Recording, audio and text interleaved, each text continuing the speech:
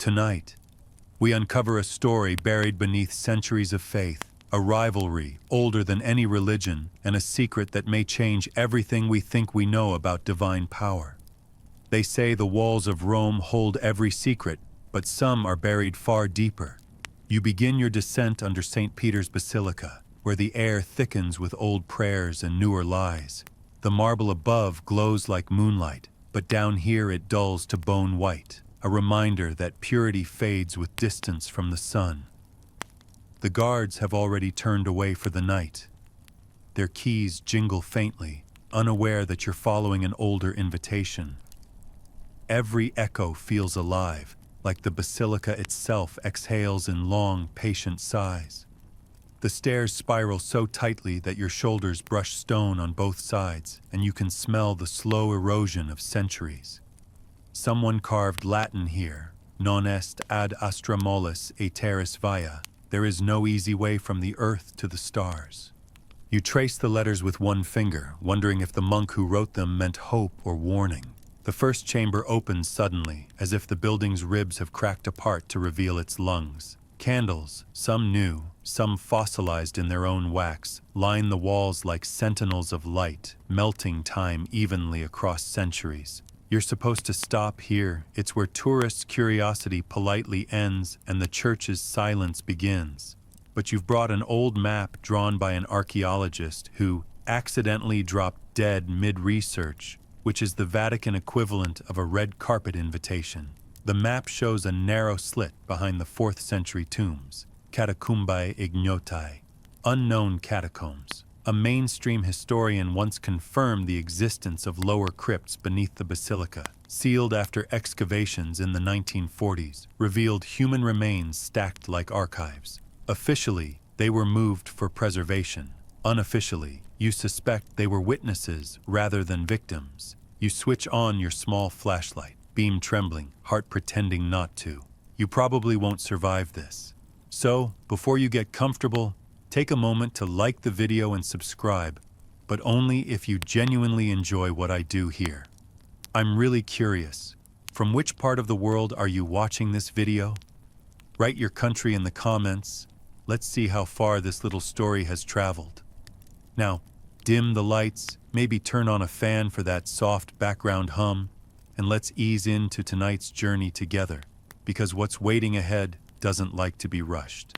You crouch through the slit, scraping your knees on limestone polished by centuries of trespassers. The flashlight beam catches motes of dust dancing like lazy souls, each one suspended between faith and physics. The tunnel narrows, forcing you to crawl until your breath fogs the air like a miniature confession. The scent changes, less church, more cave, the incense replaced by something older, soil, sweat, and regret. You remember reading that ancient Roman catacombs often mingled pagan and early Christian burials, a real estate overlap of eternity.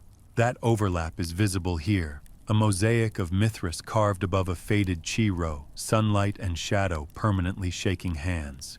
Somewhere a drop of water falls, a patient metronome marking time beneath the altar of the world. Your fingers brush something metallic, rusted, ornate, heavy. A gate. You push, and the iron protests in a language of age. Behind it, a stairwell descends farther than light reaches. The walls glisten as if sweating, but when you touch them, they're dry. The air tastes faintly metallic, the flavor of old coins or older blood. You whisper, mostly to yourself, that mainstream history admits to several subterranean chambers under Vatican Hill, including Emperor Nero's old necropolis. That's the respectable version.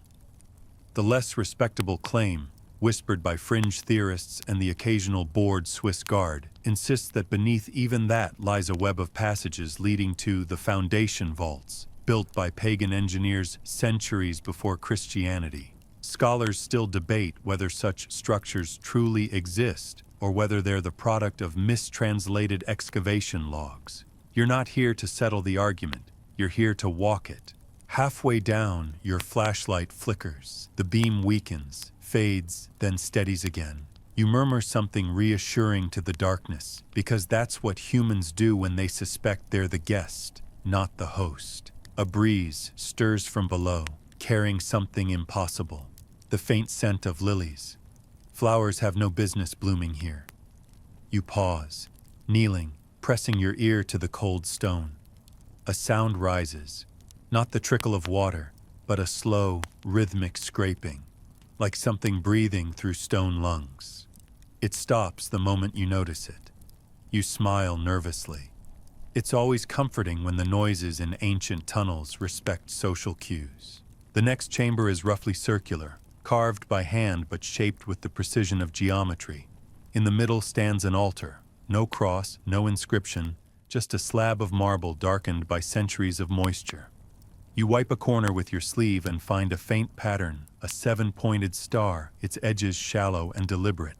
It's a symbol rarely seen in Christian art, but beloved by medieval alchemists, who believed the 7 points represented metals of spiritual transformation. You recall the quirky tidbit that one medieval Vatican architect, Giovanni Battista de Rossi, allegedly used alchemical geometry to stabilize domes, a fact politely ignored by his more pious contemporaries. The air here hums at the edge of audibility, as if the stone itself vibrates with residual prayers. You place your palm flat on the altar. It's warm, not metaphorically, literally warm, as though something beneath it breathes.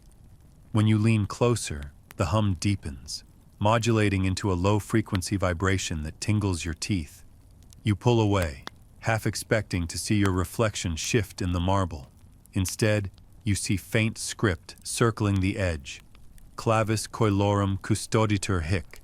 The key of heavens is kept here. The phrase feels both arrogant and pleading, the kind of sentence written by someone who expected the world to end soon and wanted credit for warning us.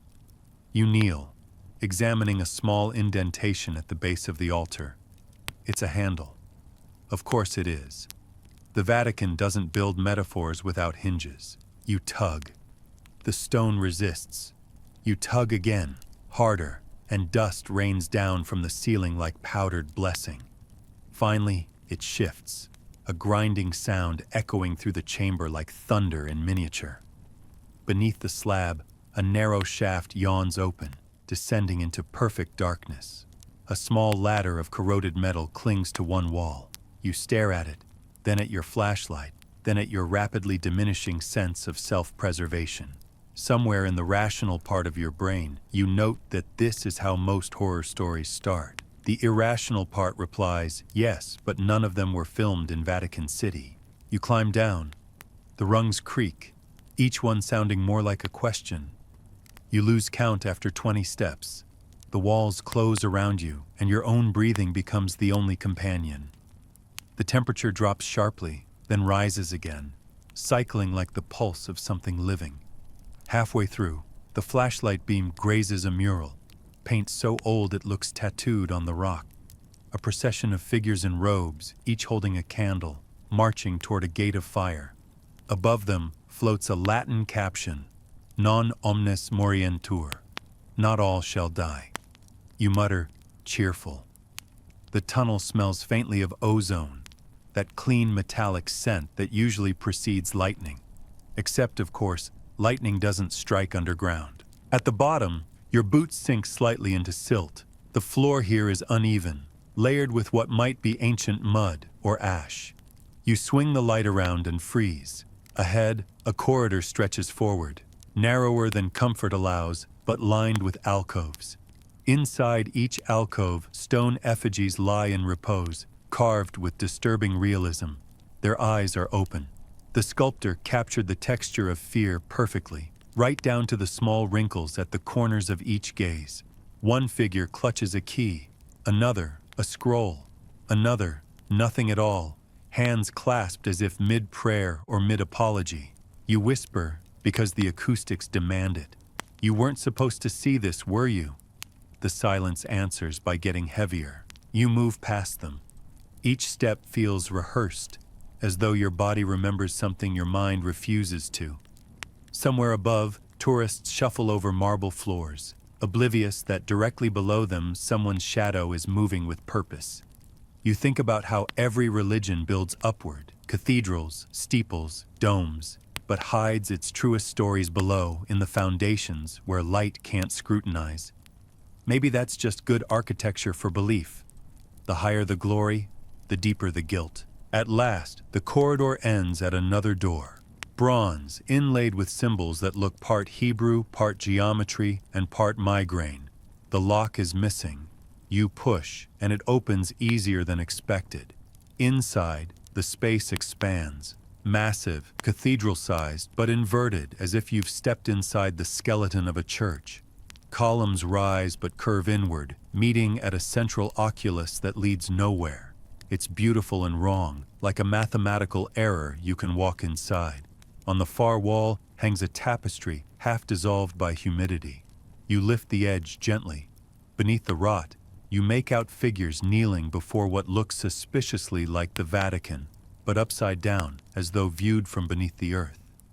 The tapestry crumbles in your hands, scattering fibers like dead moths. Somewhere in this chamber, a clock ticks. You turn, startled, and see a small brass device embedded in the wall, an old mechanical timekeeper, its gears still twitching faintly. The label beneath it reads, Tempus custoditor in tenebris. Time is kept in darkness. You smile despite yourself. Even underground, someone was worried about punctuality. You check your watch out of instinct. It's stopped. Of course it has. When you finally exhale, it sounds louder than expected. The air absorbs the sound differently here, softening it, stretching it. You realize the chamber walls aren't stone. They're lined with marble panels fitted so tightly there's no seam visible. That's not medieval craftsmanship. That's precision bordering on obsession. You run your hand across one panel, and it vibrates faintly beneath your palm. It's humming, low, steady, like a generator running behind a wall of prayer.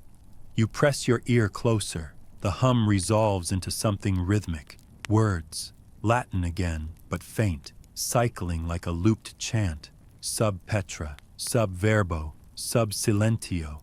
Under the rock, under the word, under silence. You step back. The flashlight flickers once more, then steadies, as if it too just understood something uncomfortable. You stand there, listening, realizing that the tunnels don't end here. They continue downward, folding beneath themselves like roots, seeking deeper truths. Somewhere below, another door waits, another riddle carved in faith and stone. And though you promised yourself you'd only explore the first level tonight, you know how this story works. Curiosity, once confessed, can't be absolved. You turn back toward the shaft, but before climbing, you take one last look around. The altar above, the gate behind, the hum beneath, it all feels interconnected, like a machine powered by secrecy. You imagine the Vatican archivists upstairs cataloging relics and doctrines, unaware or unwilling to admit that the real archive hums directly beneath their feet. Somewhere in the distance, you think you hear the scrape again, the same one from earlier, but this time it's closer, slower, deliberate. You raise the flashlight, but the beam only hits dust. Still, you feel watched, not with hostility, but curiosity, like an old librarian noticing someone reading a forbidden shelf. You nod politely to the darkness, whispering that you'll return. And as you climb back up, each rung feels heavier, as though the tunnels disapprove of your departure. You emerge into the candle chamber, the air thick with melted wax and ancient judgment. Somewhere far above, the bells of St. Peter's toll midnight. You close the gate gently behind you, knowing you've opened something else entirely. The hum follows you up the stairs. When you return the next evening, Rome looks perfectly normal. Sunset gold, scooters arguing with pigeons, gelato being morally justified as dinner, but you can't unhear that hum. It's still there, low and steady in the back of your skull, like tinnitus sent by God. You tell yourself it's nothing, just imagination fortified by caffeine and poor decisions. Still, your feet lead you back to the Vatican museums before your logic can lodge a formal complaint. The night guard nods. He's seen your type before. Pilgrims, archaeologists, YouTubers with boundary issues. You wave your research badge, the one printed on paper thicker than honesty, and slip through the archive door that should be locked but never is, because the church knows temptation is best left unsupervised. The air is cool, perfectly conditioned, smelling faintly of dust and bureaucracy. Rows of shelves stand like obedient monks, holding centuries of confessions written in ink. And at the far end sits him, the archivist with a face like dried parchment, eyes that blink too slowly for comfort. He's the kind of man whose life depends on nobody asking what he's still doing here after retirement. He doesn't speak right away. Instead, he slides a folder toward you, wrapped in twine the color of despair. "You asked for floor plans," he murmurs, voice rasping like an old elevator. You nod. "Only the official ones." The word official earns the faintest smile, the sort a librarian gives when you mispronounce Codex Gigas. He unties the twine and spreads the papers carefully, revealing hand-drawn lines, Latin annotations, and a small symbol in the margin, a 7-pointed star. You recognize it from the altar below. The archivist watches your eyes land on it, then clears his throat. "This," he says, "shouldn't exist." You lean closer, the paper trembling slightly in his grip, as though it resents daylight. "How old?" you whisper. "Older than the basilica," he replies. "Which," he adds dryly, "is not something we put in the brochure. The mainstream fact is simple enough. Official Vatican blueprints confirm multiple subterranean layers, used historically for tombs and storage, excavated sporadically since the 1940s. That's public record, clean, digestible. But this map shows another network beneath those, thin veins connecting points marked with cryptic letters, some labeled Scala Luciferi, Fons Leonis, Telemanus Dei. You ask about them. He shrugs. Old designations. Some scholars think symbolic, others think coordinates, still others. He pauses, eyes flicking toward the CCTV camera that's probably recording both of you. Others think they refer to access points. Ritual, not structural. You tilt the paper toward the light, tracing the delicate ink lines. The tunnels intersect precisely beneath St. Peter's Square, forming a geometric lattice. Perfect symmetry, mathematically impossible for random excavation. You whisper, "Who drew this?" The archivist folds his hands. A man named Bramante, perhaps, or perhaps someone who borrowed his hand. His tone suggests centuries of plausible deniability. You recall the quirky tidbit that during the Renaissance, artists and architects often moonlighted as cryptographers, encoding political secrets into their work. Bramante was one of them, allegedly embedding hidden numerology in the basilica's proportions to align heaven and earth. Historians argue endlessly whether those numbers meant faith or rebellion. The debate still appears in academic journals disguised as polite disagreement. You notice a tiny annotation in the corner, Aditus Clausus Anno Domini 1639. Entrance sealed in the year of our Lord 1639. Why that year, you ask? The archivist raises a brow. Urban VIII Barberini. Bees everywhere. The man built more walls than he prayed. He leans forward, lowering his voice. They say a tunnel collapsed then, killed 12 workers. The Pope ordered it sealed and erased from record. He hesitates. But sometimes, he continues softly, erased things don't stay gone. You glance around the dim room, noticing that several cameras are pointed elsewhere. Deliberately, perhaps. The archivist slides another item across the table. A small leather notebook, edges brittle, cover branded with the same 7-pointed star. The title, barely legible, reads Iter Subterraneum Vaticani. He doesn't explain how he has it, and you don't ask. Mutual ignorance is the currency of the place. You flip it open carefully.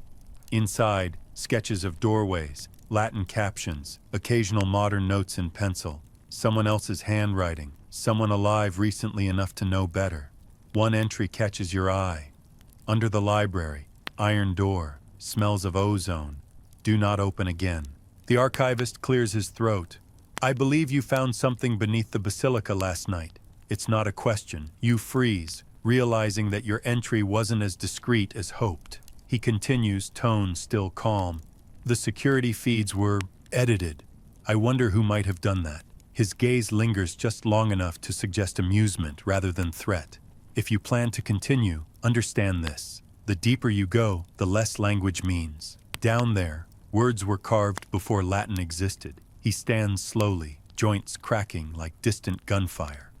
The church has many basements, my friend. Some are theological, others very literal. You tuck the notebook under your arm, feigning confidence. As you turn to leave, he adds, "If you hear music, don't follow it." You pause. "Why?" "Because," he replies, "no one ever built an organ that far down." Then he sits, resumes cataloging, and pretends you don't exist. Outside, night drapes itself over Rome like a heavy velvet curtain. The city hums with life, unaware that 2 kilometers below, its foundations whisper. You cross the square, clutching the notebook, feeling every statue's gaze on your back. The map burns behind your eyelids. You can almost feel it, pulsing faintly, lines alive under your skin. Somewhere between logic and exhaustion, you decide to visit the point marked Scala Luciferi, the stairway of the Lightbringer. You tell yourself it's academic curiosity. You also tell yourself gelato counts as dinner. You're wrong on both counts. The entry lies behind a disused maintenance gate near the Apostolic Palace, hidden under a rusted panel labeled Service Conduit. Officially, this leads to electrical lines installed in the 1920s. Unofficially, it leads wherever the map wants it to. The padlock is old, but not ancient, a reassuring sign that you're only committing light trespassing. You snap it open with the enthusiasm of someone who's already accepted bad life choices as a lifestyle. The panel swings inward, revealing a narrow descent of stone steps slick with condensation. The smell of damp lime and machine oil fills your nose, as if the past has been preserved in antiseptic. You descend slowly, flashlights slicing through darkness that seems freshly manufactured. Each step echoes upward until it's swallowed by the walls. About 10 meters down, you notice carvings, bees, dozens of them, wings outstretched, etched into the stone. The Barberini family symbol, the same pope who sealed the tunnels. It's almost comforting, like a signature on a warning label. Below the bees, someone scratched a date, 1639. The coincidence is so on the nose that even the walls seem embarrassed. You mutter a half-laugh. The air temperature drops. Condensation beads on your forehead. You press onward because curiosity has already filed for sainthood. At the bottom, the staircase widens into a circular chamber. The walls are lined with niches once holding lamps, now home to stalactites. In the center stands a pedestal supporting something unexpected, a globe. Not celestial, not terrestrial, but reversed, as though land and sea have swapped places. You touch the surface. It's cold, yet faintly humming. Beneath it, an inscription, Terra sub mare, veritas sub fide, land beneath sea, truth beneath faith. You smirk. Subtlety has never been this place's strong suit. The fringe tidbit hits you then. Some conspiracy theorists claim that early papal maps hid reversed geographies, symbolic representations of heaven mirrored under earth. Scholars dismiss this as allegory, citing theological metaphors. Still, standing here, tracing the inverted continents, you feel the metaphor breathing. A sudden tremor runs through the floor, soft, brief, like a sigh. You freeze. The globe shifts slightly, not rolling but pivoting, aligning its axis with something unseen. You shine the light downward and find a circular groove beneath it, mechanical, purposeful, maybe magnetic. You remember the archivist's warning, if you hear music, don't follow it. Naturally, that's when you hear it. Faint at first, a low, reedy drone, like monks humming through water. You tell yourself it's wind through the stairwell, but wind rarely harmonizes in D minor. You grip the flashlight tighter. The hum deepens, steady and calm, matching the pulse in your veins. A section of wall to your left shivers, not crumbles, shivers, as if deciding whether to remain solid. Then, with the theatrical timing of divine irony, a seam appears, vertical and clean. Stone slides aside noiselessly, revealing a corridor beyond, pitch black, but breathing cold air. The map in your mind clicks. Fons Leonis lies that way, the fountain of the lion. You hesitate, torn between fear and the seductive rhythm of discovery. That's when your phone buzzes, a modern intrusion so absurd you almost laugh. A message from an unknown number. You're close. Stop, no sender, no metadata. You look around instinctively. Nothing but stone and centuries of supervision. You type back, "Who is this?" No response.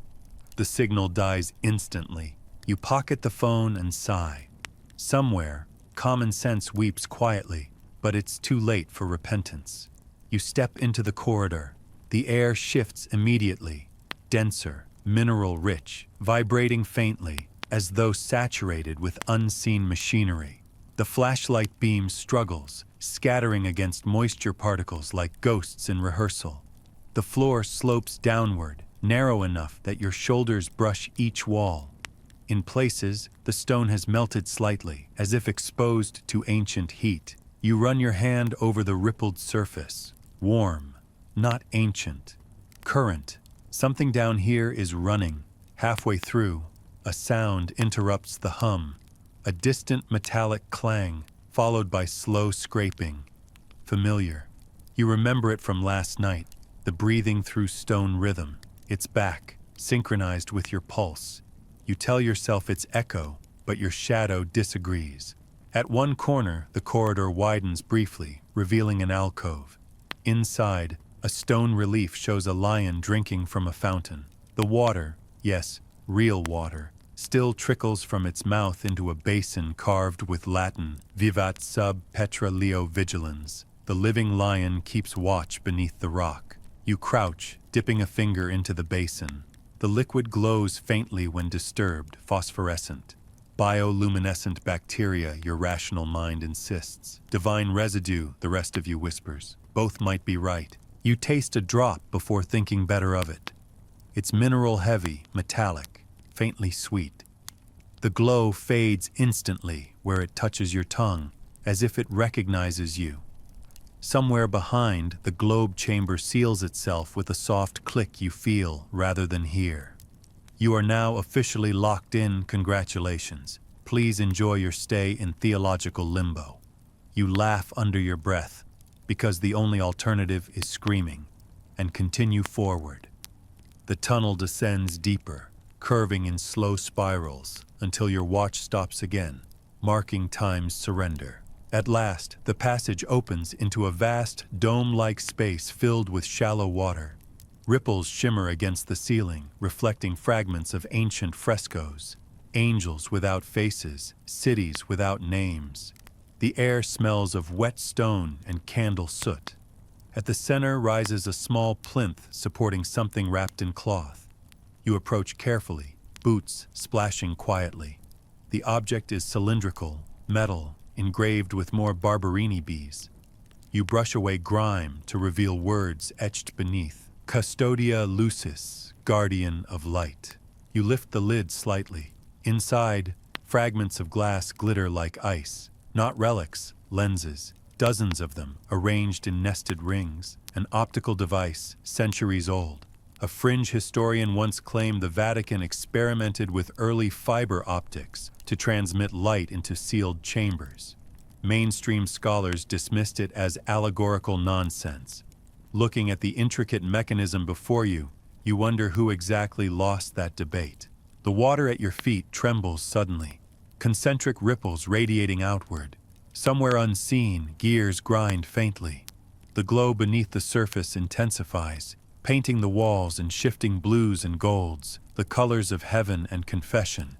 For a brief moment, you think you see faces reflected in the ripples, some human, some distinctly not. Then the light fades, leaving you in silence so complete it feels physical. You stand there, holding the map and notebook tight, realizing that this, whatever this was, is only the first proof that something impossible breathes beneath the Vatican's marble calm. You take one step back, and the tunnel behind you exhales, as though relieved to see you leave. You whisper thanks to whatever keeps the peace down here, then start the climb back toward the world that pretends it knows what's holy.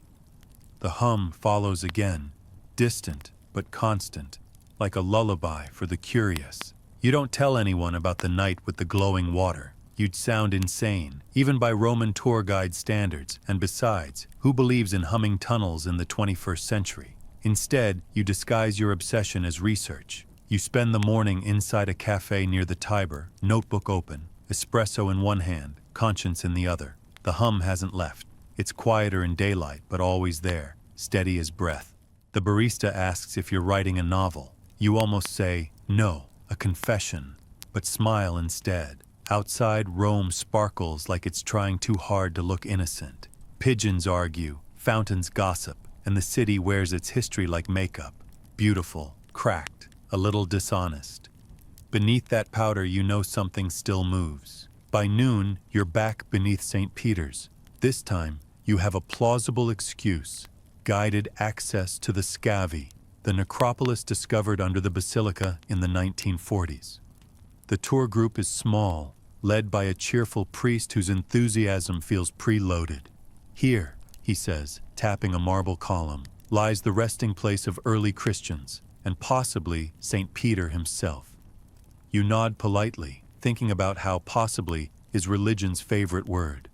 The chamber smells faintly of myrrh and limestone, both equally good at preserving the illusion of eternity. Your flashlight stays off, too suspicious. Instead, you let your eyes adjust, letting the faint light reveal mosaics of peacocks, loaves, fish, symbols so polite they almost apologize for existing. The priest continues, "This city of the dead was discovered by accident during construction of Pope Pius XII's tomb." Mainstream fact, neatly packaged. He doesn't mention the rumor that workers heard chanting before the first wall collapsed, or that the Pope personally ordered silence about what they found deeper down. Those details don't photograph well for tourist brochures. As the group moves ahead, you lag behind near a low arch where the marble transitions to rougher stone. Older, Roman. You kneel, pretending to tie your shoe, and slip through as quietly as guilt. The temperature drops instantly. You're in a corridor lined with stone slabs carved with Latin names half erased by centuries of apology. One slab bears a name that shouldn't be here: Lucius Aelius Sejanus, the powerful Roman minister executed for treason under Tiberius, whose burial site was supposedly destroyed. Either this is a forgery or history forgot to update its paperwork. You run a finger along the inscription. The letters shimmer faintly under your touch, as if the stone itself remembers. Somewhere nearby, water drips in slow rhythm, like the pulse of the place. You follow the sound until it leads you into a small rotunda. The floor here is mosaic, black and white tesserae forming spirals that twist toward a central drain. Kneeling beside it, you see tiny fragments of bone embedded in the mortar. Human, maybe animal, but definitely deliberate. There's a kind of artistry to it, macabre but precise. You remember the quirky tidbit about early Christians secretly embedding martyrs' relics into altars as symbolic anchors of faith. If this mosaic follows the same tradition, then you're kneeling on a pattern of bones arranged into geometry. The realization lands with equal parts awe and nausea. You stand slowly, sweeping the flashlight across the walls. Frescoes fade into view. Angels, yes, but these aren't gentle guardians. Their faces are blank ovals, wings angular, almost mechanical. Each one holds a scroll, and though the paint is cracked, you can still read fragments of text. Audite vocem sub terra. Hear the voice beneath the earth. You exhale through your teeth. Of course, you whisper. Of course they listen down here. You're half joking, half warning yourself. At the far end, another archway waits, narrower than comfort allows. You duck through, scraping your shoulder against damp stone, and emerge into a chamber unlike the others. The walls are different, marble polished smooth, veins of red and gold swirling like captured fire. The ceiling rises into a perfect dome, its center open to blackness. Beneath it, a marble sarcophagus sits on a plinth. No inscriptions, no angels, no crosses, just stone, unbothered by context. You approach cautiously. The air feels heavy, almost electrical. The hum is stronger now, no longer distant but surrounding, resonant enough to vibrate your ribs. You reach out and touch the sarcophagus. Warm, again, always warm. You tell yourself it's geothermal. Your heartbeat disagrees. Something about this chamber feels constructed for amplification, as if sound, not sight, is the medium here. You clap once, softly. The echo bounces back too quickly, like a voice interrupting itself. You try again, one louder clap, and this time the echo splits, two notes slightly out of sync. It's as if the room itself replies, one tone human, the other something else. You swallow, then lean closer to the lid. There's a hairline seam running around it, sealed with pitch gone brittle. On impulse, because curiosity is cheaper than therapy, you slide a pocket knife along the edge. The seal cracks. The sound it makes is small but obscene, like the world exhaling through its teeth. You lift the lid half an inch before reason screams loud enough to stop you. Inside you glimpse marble fragments, bones, pale and clean, and something metallic. A cross, number, a key. Long, bronze, ornate. It glows faintly in the beam of your light. You freeze, torn between wonder and trespass. Mainstream historians confirm that multiple symbolic keys of St. Peter exist, ceremonial replicas of divine authority. But this one is wrong. It's not shaped like the modern papal emblem, but like a seven-pointed star, each arm engraved with small runes. Scholars still debate whether early church builders used geometric sigils to bind ancient Roman sacred spaces beneath their churches, transforming pagan sites by ritual alignment rather than destruction. You suspect the argument isn't just theoretical. As you stare, the hum deepens into a low note that vibrates through the floor. The marble trembles. Dust falls like gray snow. You slam the lid shut instinctively. The vibration stops. Silence follows. Perfect, suffocating, judgmental. You whisper, "Sorry," because politeness is a reflex even in sacrilege. You back away, breathing shallow, flashlight jittering across the walls. One of the fresco angels now looks slightly different, its scroll unrolled further than before, text shifting faintly. You blink hard, but it doesn't revert. You laugh softly, the kind of laugh people use when they realize they've walked too far into someone else's dream. Retracing your steps, you return to the rotunda. The spiral mosaic seems to pulse now, as though something beneath it has started to breathe. You kneel, pressing your ear to the floor. Faint voices, layered and indistinct, rise through the stone, chanting, or maybe just your pulse reflected in stereo. Either way, it's enough to make you stand up fast. You need fresh air. You need daylight. You need a less metaphorical confession. But when you reach the original corridor, you realize the arch you entered through is gone, not collapsed. Gone. Solid marble now fills the space as though it had never been open. Panic prickles at the edges of your mind, but you swallow it down. You've read enough of these stories to know that panic only makes the tunnels hungrier. You start walking the other direction, hoping geometry still behaves like an adult. After 20 meters, the passage turns abruptly left, revealing another exit, one you swear wasn't there before. Relief and suspicion wrestle for dominance. Suspicion wins by points. The new passage climbs steeply upward, the walls narrowing like a throat. You climb, hands scraping the sides for balance. Halfway up, your flashlight flickers again, then steadies to reveal inscriptions etched into the marble. A series of names: Clementus, Urbanus, Leo, Pius, all popes. Each name followed by a short Latin phrase, non dormiunt. They do not sleep. You keep climbing, refusing to interpret. The air thins, turning metallic again. At the top, a final step opens into a small vestibule flooded with faint blue light. It takes a moment to realize the light comes from outside, moonlight seeping through a grated opening above. You push the grate. It resists, then gives, spilling night air like a blessing. You haul yourself up, emerging into a courtyard behind the Vatican gardens. The sudden scent of grass and roses feels unreal, synthetic. You drop to your knees, breathing greedily. the marble dust still clinging to your clothes. Somewhere in the distance, the bells mark 3 a.m., a sound so normal it feels like a miracle. You laugh again, quietly, the way survivors do before realizing what survival costs. When you finally stand, you find a faint smear of red dust on your hands. Marble doesn't make red dust. You wipe it off, but it leaves a faint shimmer in the moonlight. Beneath the skin, your palms tingle faintly, as if the hum followed you up. You flex your fingers, trying to shake the sensation. Somewhere below, beneath tons of sanctified stone, something stirs. Maybe it's memory, maybe it's warning. You walk through the gardens toward the exit gate. Statues watch with polite indifference. A stray cat darts across your path, tail flicking like a punctuation mark. When you glance back, the grate you climbed through is gone, replaced by smooth marble, pristine and smug.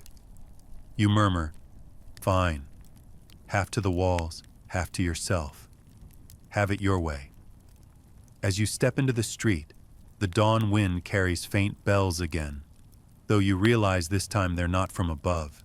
They're echoing up from below, vibrating faintly through the pavement, keeping perfect rhythm with your heartbeat.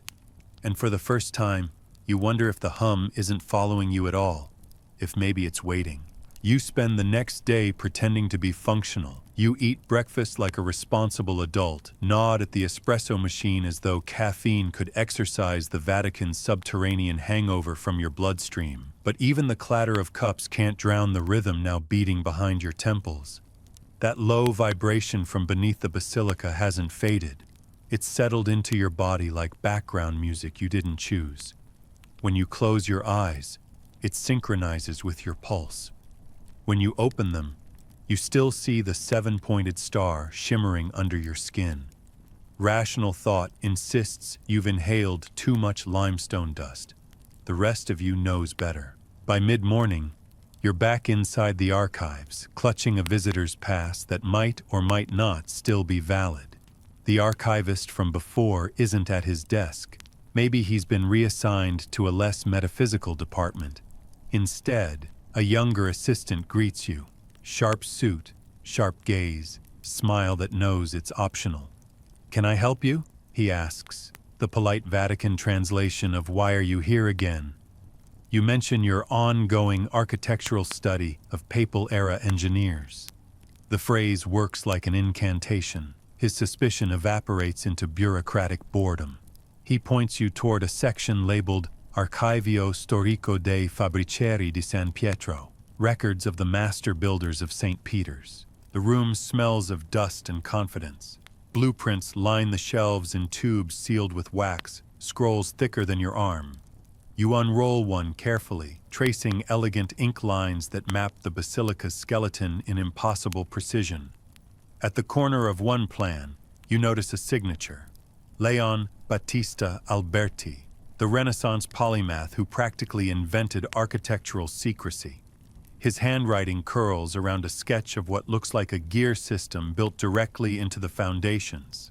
Below it, a cryptic note in Latin, Sub aquis movetur lux. Beneath the waters, light moves. You whisper it aloud, because everything sounds more believable in Latin. Here's your mainstream fact for the day. During the early construction of the basilica, several engineers proposed complex water drainage systems beneath Vatican Hill to stabilize the ground and redirect ancient Roman aqueducts. It's documented, respectable, peer-reviewed. But Alberti's note doesn't describe hydraulics. It describes light. Beneath the waters, light moves. You imagine beams refracting through channels like veins, carrying something that isn't exactly electricity. Maybe illumination in the spiritual sense. Or maybe something that would make Edison weep from jealousy. You scan the margin and find another name written faintly in charcoal. F. di Sangallo. Francesco di Sangallo. Architect, sculptor, and according to fringe historians, designer of the so-called mechanism of the rock, a hidden device supposedly buried under St. Peter's that controlled ventilation, and more ominously, sacred resonance. Scholars debate endlessly whether resonance meant acoustics or something less explainable. The church, unsurprisingly, declined to comment. You roll the parchment back up and slide it into your bag, the way you might pocket a relic you don't quite believe in yet. Night comes faster when you plan to trespass. The city hums with its ordinary sins, tourists melting into evening shadows while the basilica looms above everything, unapologetic, eternal, and quietly smug. You slip past the perimeter fence near the maintenance entrance, where the Barberini bees have been sandblasted, nearly invisible. The grate you escaped through 2 nights ago is gone, polished over like a lie told too many times. But there's another way. The map you borrowed shows a secondary access, Scala Inversa, the inverted staircase. You find it behind a maintenance hatch near the fountain of St. Peter's Square, half hidden by ivy and centuries of denial. The hatch creaks open reluctantly, revealing spiral stairs that twist downward, counterclockwise, a detail that tickles your historian brain. Ancient Roman architects built counterclockwise spirals in defensive towers so right-handed invaders couldn't swing swords freely. Here, though, it feels more ritual than military, like descending against the natural spin of the earth. Each step moans softly, dust billowing up like old incense. You count 28 turns before reaching a platform flanked by 2 marble reliefs, one of Christ blessing, the other of a man holding a compass and gear. The plaque reads, San Giovanni di Segreti, Saint John of Secrets, not a canonized saint you've ever heard of. You make a mental note. Fringe theology has excellent marketing. The tunnel ahead slopes toward a faint blue light. The air thickens with humidity and something faintly metallic. When you reach the chamber, it takes your eyes a moment to adjust. The walls gleam faintly, not from lamps, but from reflections dancing across shallow water. The floor is flooded ankle-deep, fed by trickles from carved lion mouths along the perimeter. You shine your flashlight toward the ceiling and freeze. Suspended above the water is a lattice of brass rods, gears, and mirrored plates, an entire mechanical canopy designed to capture and redirect light. A single shaft from a hidden aperture somewhere above pierces the darkness, striking the mirrors and scattering illumination across the chamber in shifting golden webs. You whisper, Alberti, you magnificent lunatic.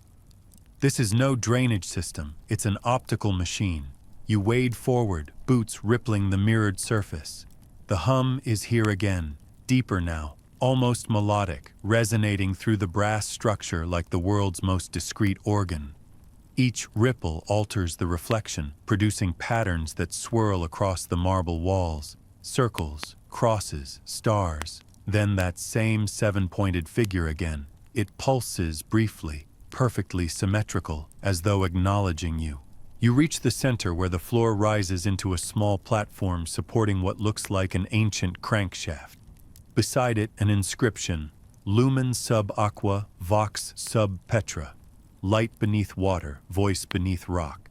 You can't resist. You grip the crank and turn. At first, nothing. Then a low mechanical groan echoes through the space. The mirrors shift slightly, redirecting beams toward the floor. Light converges into a single column, illuminating a square of mosaic tile unlike the rest. Darker, newer. You kneel and pry at the edge. The tile lifts cleanly, revealing a glass pane beneath. Through it, you see movement, tiny, steady ripples of water flowing through narrow channels that form a symbol, a key within a circle. Your flashlight catches something glinting beneath the glass, metal rods vibrating faintly in the current. The pattern looks deliberate, like a circuit, except this was built centuries before circuits were supposed to exist. A chill runs through you. The church's drainage system wasn't just hydraulic, it was harmonic, maybe even symphonic. An entire underworld engineered to carry not water, but frequency. And then you hear it, voices, not human speech, but tonal resonance, like 1,000 tuning forks humming just below audibility. The sound vibrates your teeth, your bones, the air in your lungs. You shut off the flashlight instinctively, and the chamber glows on its own, faint blue, as though bioluminescence has learned Latin. The mirrored ceiling shifts again, forming what looks suspiciously like a sigil, a pattern repeating through reflection. Somewhere deep in your memory, the archivist's warning returns. If you hear music, don't follow it. Naturally, you start walking. At the far wall, the light concentrates into a narrow corridor sealed by an iron door half swallowed by calcite. The hinges look ancient, the keyhole precisely shaped like the bronze key you glimpsed in the sarcophagus. You trace the outline with your thumb. Warm, again, always warm. The hum swells until it's almost physical pressure against your eardrums. You whisper, "Not yet," and step back. Rationality makes a rare cameo. Maybe open cosmic locks later, preferably with backup. You retrace your steps to the crank. The mechanism slows, mirrors settling back into stillness. The blue glow fades, replaced by your shaky flashlight beam. For a moment, you just stand there, breathing hard, half expecting the walls to inhale. You remind yourself that you're still in a structure built by men, eccentric, brilliant men, but mortal nonetheless. And yet, as you climb back toward the surface, you can't shake the thought that maybe the difference between genius and heresy is measured in how deep your inventions are buried. Above ground, dawn is crawling over Rome. The fountain's water sparkles innocently, masking the engineering miracle hiding directly beneath. You sit on the edge of the marble basin, soaked boots dripping, hands trembling, trying to write notes that don't sound like hallucinations. You jot down the facts, or what passes for them. Historical context. Renaissance engineers constructed reflective systems below the basilica, confirmed. Fringe speculation. Mechanism possibly designed for resonance or coded illumination. Probable. Open scholarly debate. Was it meant to channel divine energy, natural light, or something less polite? Ongoing. You close the notebook and stare at the basilica's dome glowing pink in the sunrise. Michelangelo's masterpiece, they call it. But now you wonder if the genius of that dome isn't just its symmetry above ground. It's how perfectly it mirrors something below. You think about the brass lattice, the moving light, the key-shaped currents. You think about Alberti writing "Sub aquis movetur lux" and smiling to himself, knowing no one would believe him for 500 years. A group of pilgrims passes by, murmuring prayers, their rosaries clinking softly. They don't look down. Nobody ever does. You can almost hear the tunnels beneath them responding, humming faintly under the rhythm of whispered Ave Marias. The engineer of secrets would have liked that, his machine still running centuries later, disguised as faith. You stand, brushing dust from your clothes, and whisper a promise to the ground. "I'll come back, just not alone next time." The marble stays silent, but you swear it vibrates once, like approval. You smile despite yourself, the way you might smile at an old friend who still knows all your bad ideas.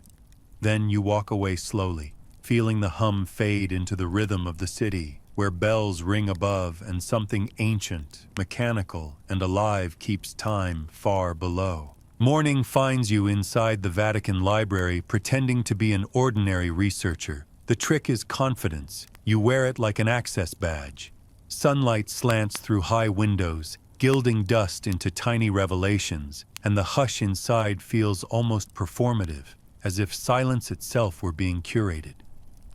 Everywhere you look, parchment glows under careful hands.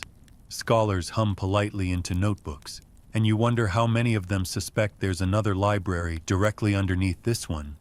You sip water instead of espresso because caffeine tremors make archivists nervous, and nervous archivists ask questions. Today your question is simple. If Alberti built an optical machine to move light underwater, who built the archive that swallows that light? You start with the official catalog, scrolling through microfilm reels that smell faintly of vinegar and thyme. Entries flicker by: De Architectura Sacra, Catalogus Cavernarum Romanae, Codex Silenti number 7. That last one makes you pause. Silenti, silence, the perfect word to hide something noisy. The description reads only, storage inventory, restricted, physical copy. See subindex B17. You find B17 on a map of the stacks. A basement level not listed on the tourist brochures. Naturally, that's where you're going. The elevator hums with ecclesiastical dignity as it descends past floors labeled in Roman numerals. At 6, it stops. The doors open onto a corridor of iron shelving and low lights, the kind of place where air forgets to move. You walk until the hum of electricity fades into something older, that same low vibration that's been following you since the catacombs. You find the sign B17, Silenti Archives.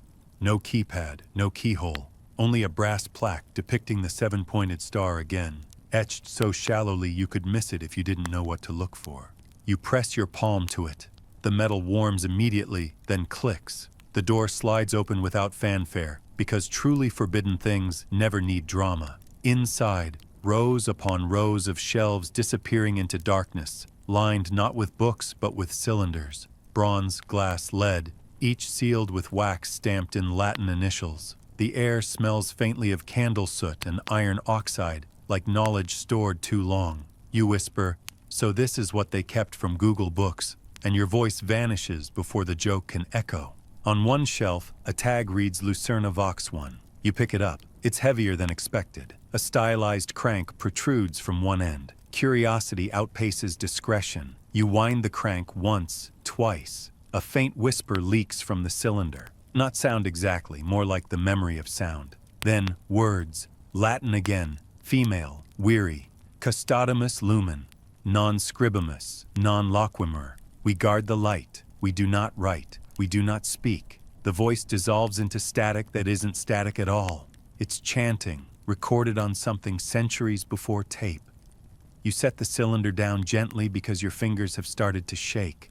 The mainstream historical fact slips into place like a puzzle piece. In 1941, archivists discovered wax-based phonautograph cylinders inside the Lateran Palace, primitive sound recordings dating back to the 19th century, perhaps earlier. Scholars cataloged them, dismissed them as experiments. But none of the known ones used bronze casings, and none whispered back in Latin older than Church Latin. A movement catches your eye. Far down the aisle, a faint blue light flares, then fades. You walk toward it because curiosity still hasn't learned boundaries. The shelves narrow, forcing you sideways until you reach an alcove shaped like a small chapel. At its center stands a reading desk draped with linen. Upon it lies an open manuscript, parchment so thin you can see the ink bleed through. You recognize the handwriting from the Alberti plans, tight, geometric, almost mathematical. Across the top margin, Bibliotheca Subterranea Lux Domini, the underground library of the Lord's Light. Beneath it, diagrams, tunnels branching like nerves, annotations in two hands, one elegant, one scrawled. Next to one diagram, a phrase. Below the mirror vault, the books that read themselves. You trace the line that leads from the basilica's foundation downward to a chamber labeled only with the same 7-pointed sigil. Someone, perhaps Alberti, perhaps his unnamed collaborator, had drawn a small figure beside it, kneeling before what looked like a pillar of light. Beneath it, verbum fit lux. The word becomes light. You close your eyes and let out a slow breath. Somewhere, an archivist above you is probably cataloging papal letters about fishing rights, while down here the Vatican kept diagrams for libraries that glowed. A whisper interrupts your thoughts. Real, not mechanical this time. You freeze. Non tangere, it says. Don't touch. You turn. A figure stands at the entrance to the alcove. The older archivist, the parchment-faced man from days before. His eyes catch the dim light like glass marbles. You move quickly, he says, tone halfway between admiration and warning. You start to explain, but he raises a finger.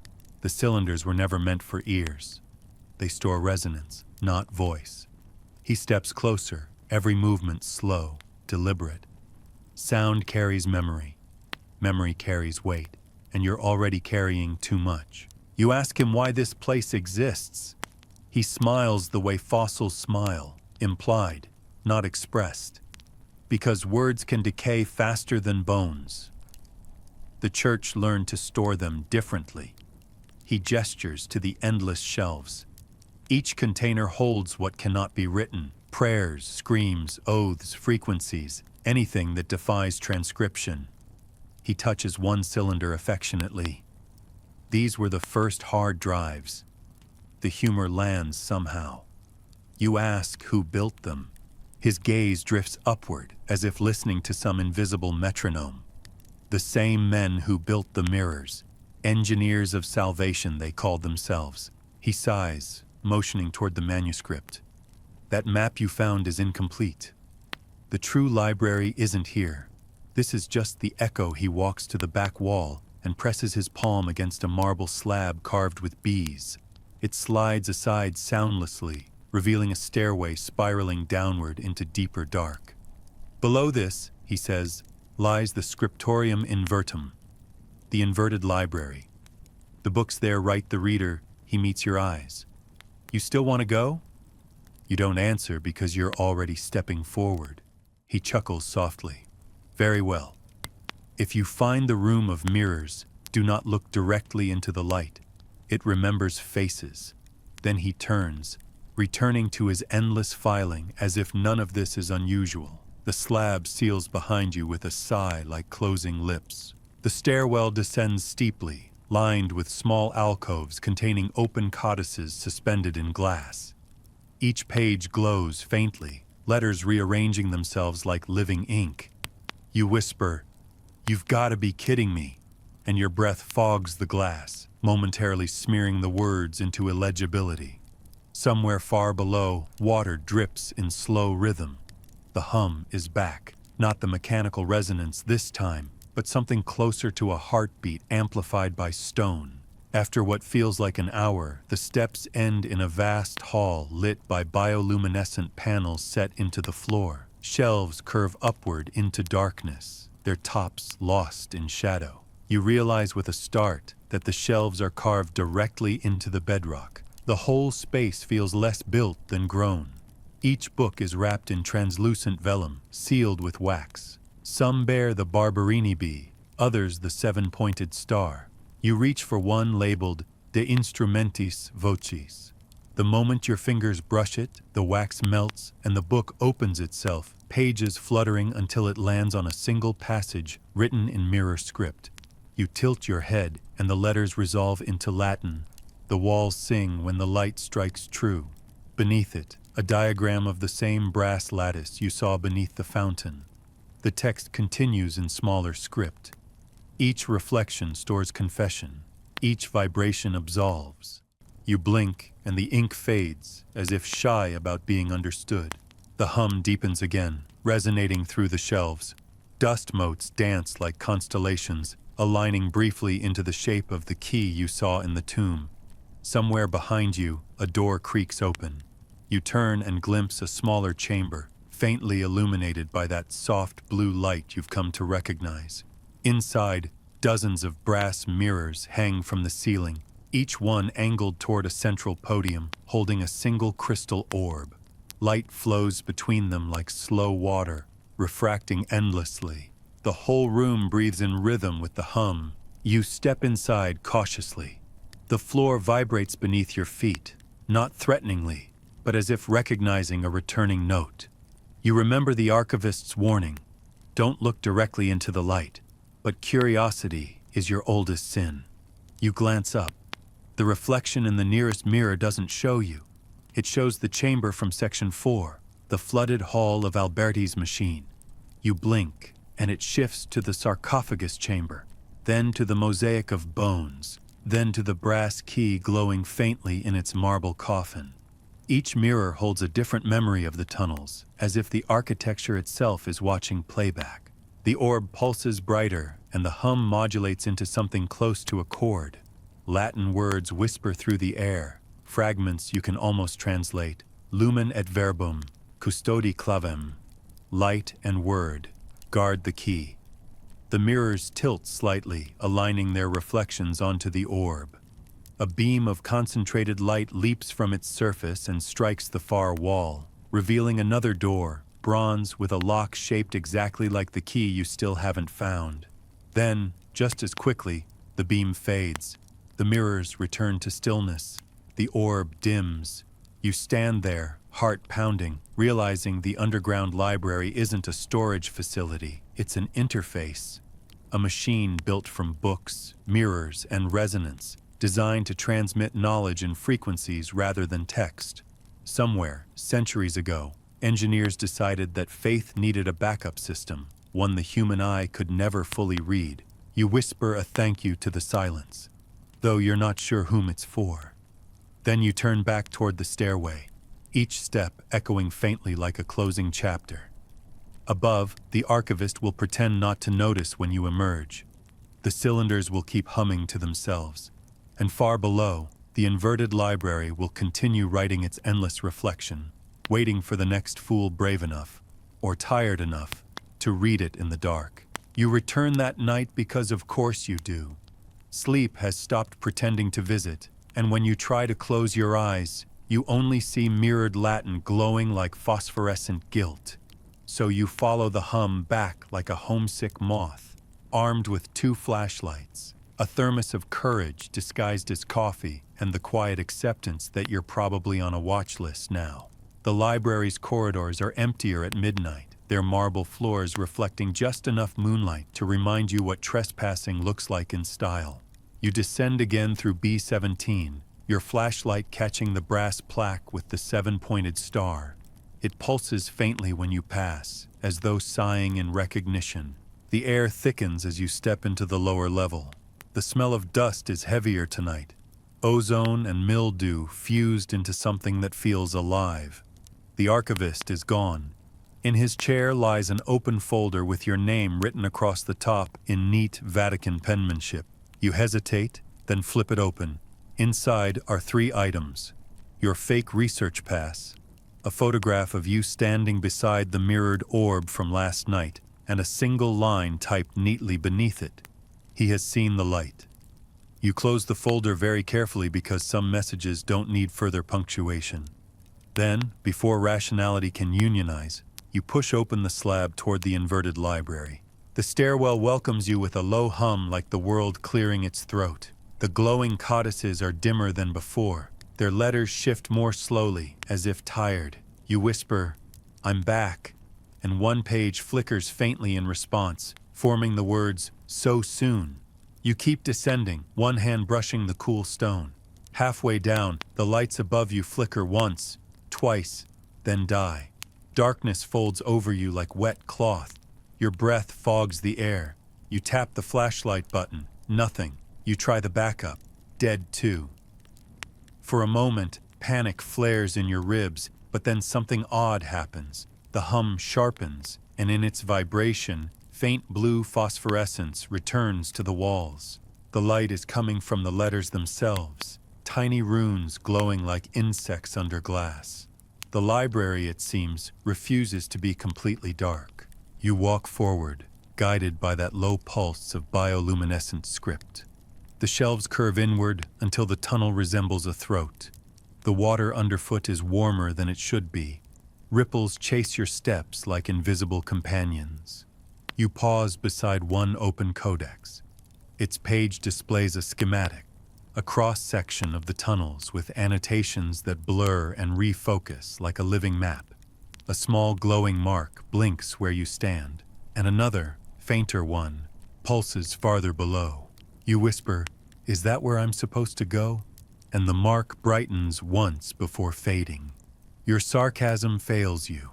A low mechanical groan rolls through the stone, shaking droplets from the ceiling. The brass mirrors from the chamber ahead begin to stir, their joints creaking like old prayers stretching after centuries of silence. They turn one by one, catching the dim blue glow and refracting it into long, slow sweeps across the library walls. The effect is hypnotic, light rolling over the shelves like tides, words shimmering, the hum modulating in response. It feels less like a malfunction and more like a performance that's waited too long for an audience. You reach the mirrored room again, but it's changed. Water now covers the floor ankle deep, reflecting the blue light in trembling fragments. The orb at the center pulses faintly, as if breathing through sleep. You approach it carefully. "You awake?" you whisper. Because if the library can hear you, manners still count. The orb brightens slightly, and a whisper hums through the mirrors, soft, rhythmic, nearly melodic. Latin again, fragmented, non lux deficit, sed oculus. It's not the light that fails, but the eye. You smile nervously. Good, a philosopher's lamp. Then everything explodes into motion. The mirrors pivot rapidly, scattering light beams that slice through the room like glassy lightning. The water boils briefly, not with heat, but vibration. Your hair stands on end, your teeth buzz. Then, silence. The light freezes mid-motion, beams intersecting perfectly over the orb, forming a cage of luminescence. Inside the cage, a shape begins to form. Faint at first, like smoke under glass. Human, maybe. No. Humanoid, built of refracted lines. A figure of pure reflection, face blank, edges flickering. You step back, but the thing mirrors you exactly. When you move left, it moves right. When you lift your arm, it follows. For a long minute, you both stand frozen in mimicry. Then, impossibly, it speaks. Your own voice, slightly delayed, lower in pitch. You shouldn't have come back. The echo travels through your body like bass through water. Who are you? You ask, though the answer is already trying to form in your throat. The reflection tilts its head. Archivum vivum, it says, the living archive. Its outline wavers. Every visitor leaves something behind. Every echo must balance. The rational part of your brain clings to the scholarly debate. It remembers reading once, how the Church supposedly rejected Cartesian dualism, but secretly loved it. The soul and the body, the reflection and the original. If this place stores not just words, but resonance, maybe every sound, every breath here gets recorded, duplicated. You wonder if that's what's standing before you. Your own frequency, printed in light. The orb brightens again, casting stronger reflections across the water. The mirrored figure gestures toward the far wall, where another door appears, faintly outlined in blue. The key, it says. You woke the machine, now close it. The wall trembles, revealing the lock identical to the bronze key you've been chasing through every nightmare corridor. You shake your head slowly. I don't have it. The reflection's outline stutters, then find it before the silence fills. The hum deepens, shifting to a lower octave that vibrates through the shelves like thunder underwater. Dust falls in shimmering sheets. You back away toward the stairwell, but the steps behind you are gone. The library has folded in on itself, rearranging the walls. The mirrored figure fades into static. The orb dims, and all at once the glow from the letters begins to wink out, line by line. The hum falters, replaced by a hollow clicking, like gears misfiring in the dark. You whisper, "No, no, no," and slap the flashlight again. Still dead. Then far below, another light flares. Red this time, heartbeat slow. You move toward it, splashing through water that's rising fast. The red glow leads you to a narrow passage you hadn't seen before. Its walls are etched with bees and sigils, some newly carved, the grooves still sharp. At the end, a stone platform juts above the flood. On it lies a small bronze object, half buried in silt, the key. You snatch it up, expecting warmth, but it's ice cold, vibrating faintly in your palm. The engravings along its shaft match the 7-pointed symbol perfectly. You turn it over, noticing new words etched along the edge. Claudite lumen, seal the light. Seal the... Behind you, the hum rises into a scream of frequencies. Metal, water, and thunder all colliding. The orb at the center of the mirrored chamber flashes violently, the reflections spinning faster than sight can track. You stumble back toward the doorway, clutching the key. As you reach the threshold, a beam of light hits the ceiling, cracking it open like an egg. Water surges upward, raining down marble dust. You jam the key into the bronze lock on the wall. For one eternal second, nothing happens. Then the mechanism turns with a deafening clang, and all light disappears. Darkness swallows everything. The vibration stops. The water falls silent mid-drip. Even your breathing feels muted, like the air itself forgot how to echo. You stand perfectly still, afraid to move in case the silence breaks into something worse. Then, faintly, the glow of phosphorescent letters returns, just enough to show that the chamber has reset. The orb lies dormant again, the mirrors still. The key remains in the lock, humming quietly as though it's dreaming. You exhale shakily. "Okay," you whisper. "Let's call that a win." But as you turn toward the stairwell, a whisper follows. Your own voice again. Distant. Wrong. Light sealed, but not erased. You freeze. The reflection hasn't disappeared completely.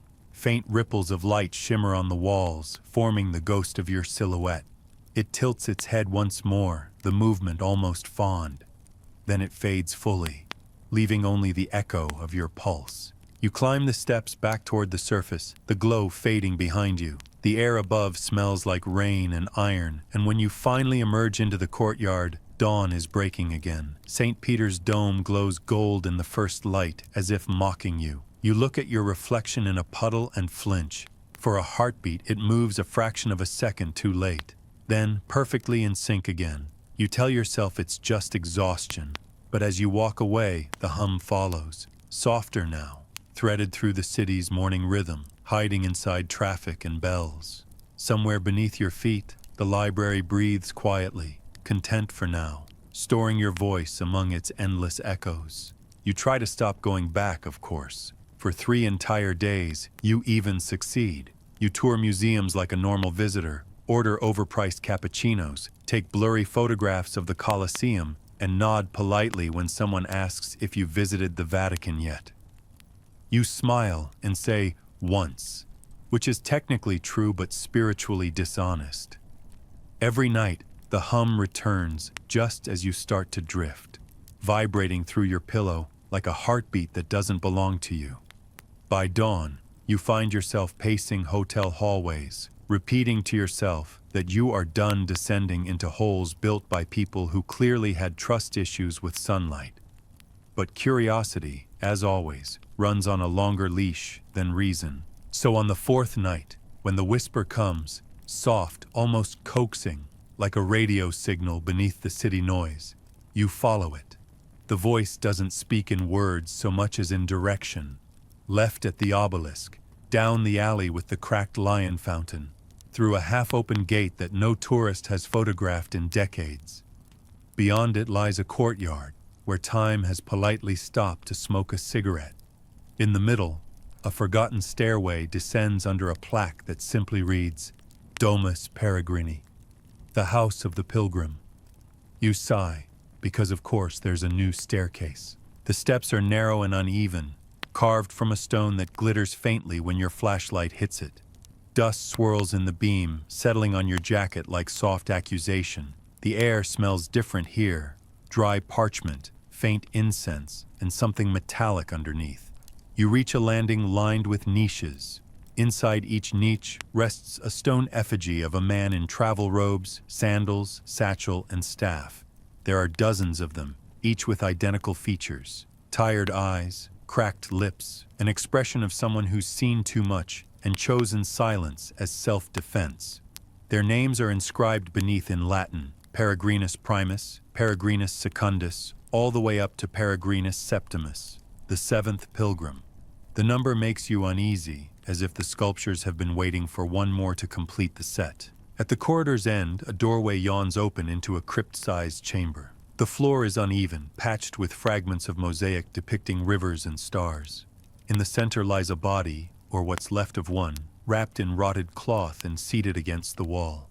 A bronze cross rests across its lap, and its skull faces upward, mouth open as though mid-laughter. You whisper, "I hope you had a good reason for staying," and the echo sounds almost like agreement. This is your mainstream fact for tonight. In 1771, excavation workers beneath the Vatican reportedly discovered an unidentified skeleton seated upright, surrounded by early Christian artifacts. Records note that it was reburied after unsettling circumstances, details unspecified. Some say it belonged to an early pilgrim who got lost and starved. Others, that he was a monk sealing a door no one was meant to open. The file was quietly archived under casus non publicandus, case not for publication. You're staring at that very case, preserved in a room nobody officially remembers. You kneel beside the skeleton. The bronze cross gleams faintly even through centuries of dust. Its base bears an inscription, Viator non eravit. The traveler was not lost. You run your fingers over the letters. The metal is cool, but vibrates subtly, as if faintly alive. The hum is back, barely audible, but steady. It's been following you from tunnel to tunnel, a loyal dog with questionable motives. You whisper, "Is it you?" And the vibration under your hand quickens. Then something impossible happens. The cross tilts slightly, almost imperceptibly, but enough to reveal that it's not just a relic, it's a lever. You hesitate naturally, then remember that hesitation has never saved anyone in this story. You pull. The floor trembles, dust cascades from the ceiling, and a low groan ripples through the chamber. The wall behind the skeleton cracks open, revealing a narrow slit of darkness, exhaling centuries of air. You mutter, "Of course it's a secret door.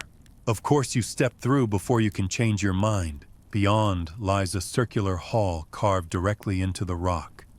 The architecture is rough, older than the basilica, older perhaps than the city itself. The walls shimmer faintly with veins of some reflective mineral, giving the illusion that the place is breathing light. The floor is littered with discarded sandals, broken staffs, and fragments of clay flasks. Every item bears one symbol, the seven-pointed star, scratched hastily as if by travelers marking their way. You realize suddenly that the sculptures in the stairwell weren't statues, they were memorials. Every pilgrim who entered here became part of the decoration. You kneel and pick up a clay shard. The glaze is etched with a date, 1639. You remember that number from the forbidden map, the year Urban VIII sealed the tunnels. So maybe not all workers died in the collapse. Maybe one survived long enough to leave this clue. The shard hums faintly between your fingers. You look up, and the chamber seems to ripple like heat haze. The reflection of your flashlight multiplies, bouncing along the mineral veins, until the walls shimmer with hundreds of overlapping silhouettes. Men, women, faces blurred by motion. The room feels suddenly crowded. You whisper, "Are you all still here?" And the hum becomes a chorus, not loud, but endless.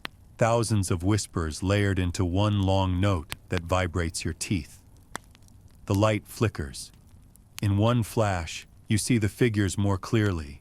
Pilgrims in various centuries' clothing, some holding candles, others clutching rosaries, all staring at you. The next flash, they're gone. Only the skeleton remains, sitting serenely at the threshold like a doorman to eternity. A soft voice speaks from behind you. He wasn't lost. You turn slowly. The archivist stands in the doorway, his face calm, but his eyes reflecting blue light. "He volunteered," he says. "They all did." You ask, "For what?" He steps forward, brushing dust from the skeleton's shoulder like greeting an old colleague. "To listen." He kneels beside the bones, placing 2 fingers against the skull's temple. When the tunnels hum, they are speaking. But words fade. Flesh forgets. Only those who give themselves fully can keep the message clear. He looks up at you, half smiling. The church called them the listeners. You laugh softly, though it comes out closer to disbelief. "You're saying this man turned himself into a radio?" The archivist chuckles. A crude metaphor, but apt. Sound, like faith, requires resonance. He stands, dust motes rising from his robes. Each listener kept vigil here until the hum consumed them. Their voices merged into the foundation. The echo you hear, it's not machines, it's memory. You glance around at the flickering walls, suddenly aware that every reflection might be someone mid-sentence, caught between dimensions. "Why me?" you ask. "Because," he says gently, "you've already begun to listen." The words settle in like cold rain. You open your mouth to protest, but the hum swells abruptly, drowning out your thoughts. The walls flare with light, not blue this time, but gold, warm and soft. The skeleton's jaw moves slightly. A whisper leaks from it. Non dormium. I will not sleep. Then silence. The archivist kneels again, retrieving the bronze cross and pressing it into your hands. If you must go deeper, take this. It will open what remains closed, but it will also close what should stay open. Decide which before you turn it. He begins walking back toward the stairwell. Wait, you call after him. What's below this? He pauses just long enough to say, the chamber where faith ends and evidence begins. Then he's gone. You stand alone, holding the cross. The hum quiets to a purr, patient, waiting. You look down at the skeleton's empty sockets and whisper, you really weren't lost, were you? The silence that follows feels almost affectionate. You slip the cross into your coat pocket. It pulses faintly against your chest, in rhythm with your heartbeat. For the first time, the vibration doesn't feel invasive. It feels like alignment. You climb the stairs slowly, every effigy watching as you pass.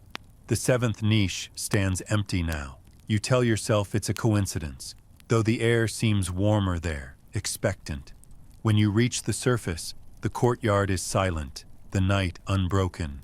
Behind you, the stairway has sealed again, the plaque reading Domus Peregrini newly polished as if freshly installed.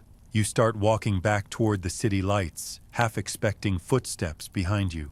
None come, yet with every step you hear faint whispers. Latin phrases too soft to translate, 1,000 pilgrims murmuring blessings or warnings or maybe both. You touch the bronze cross in your pocket, and the voices quiet, folding into the rhythm of your breath.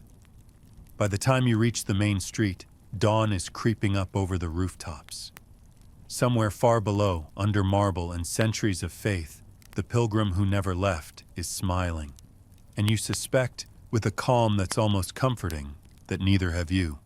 By the time you finally decide to follow the trail again, the city has turned gray and restless, like it knows you're about to misbehave.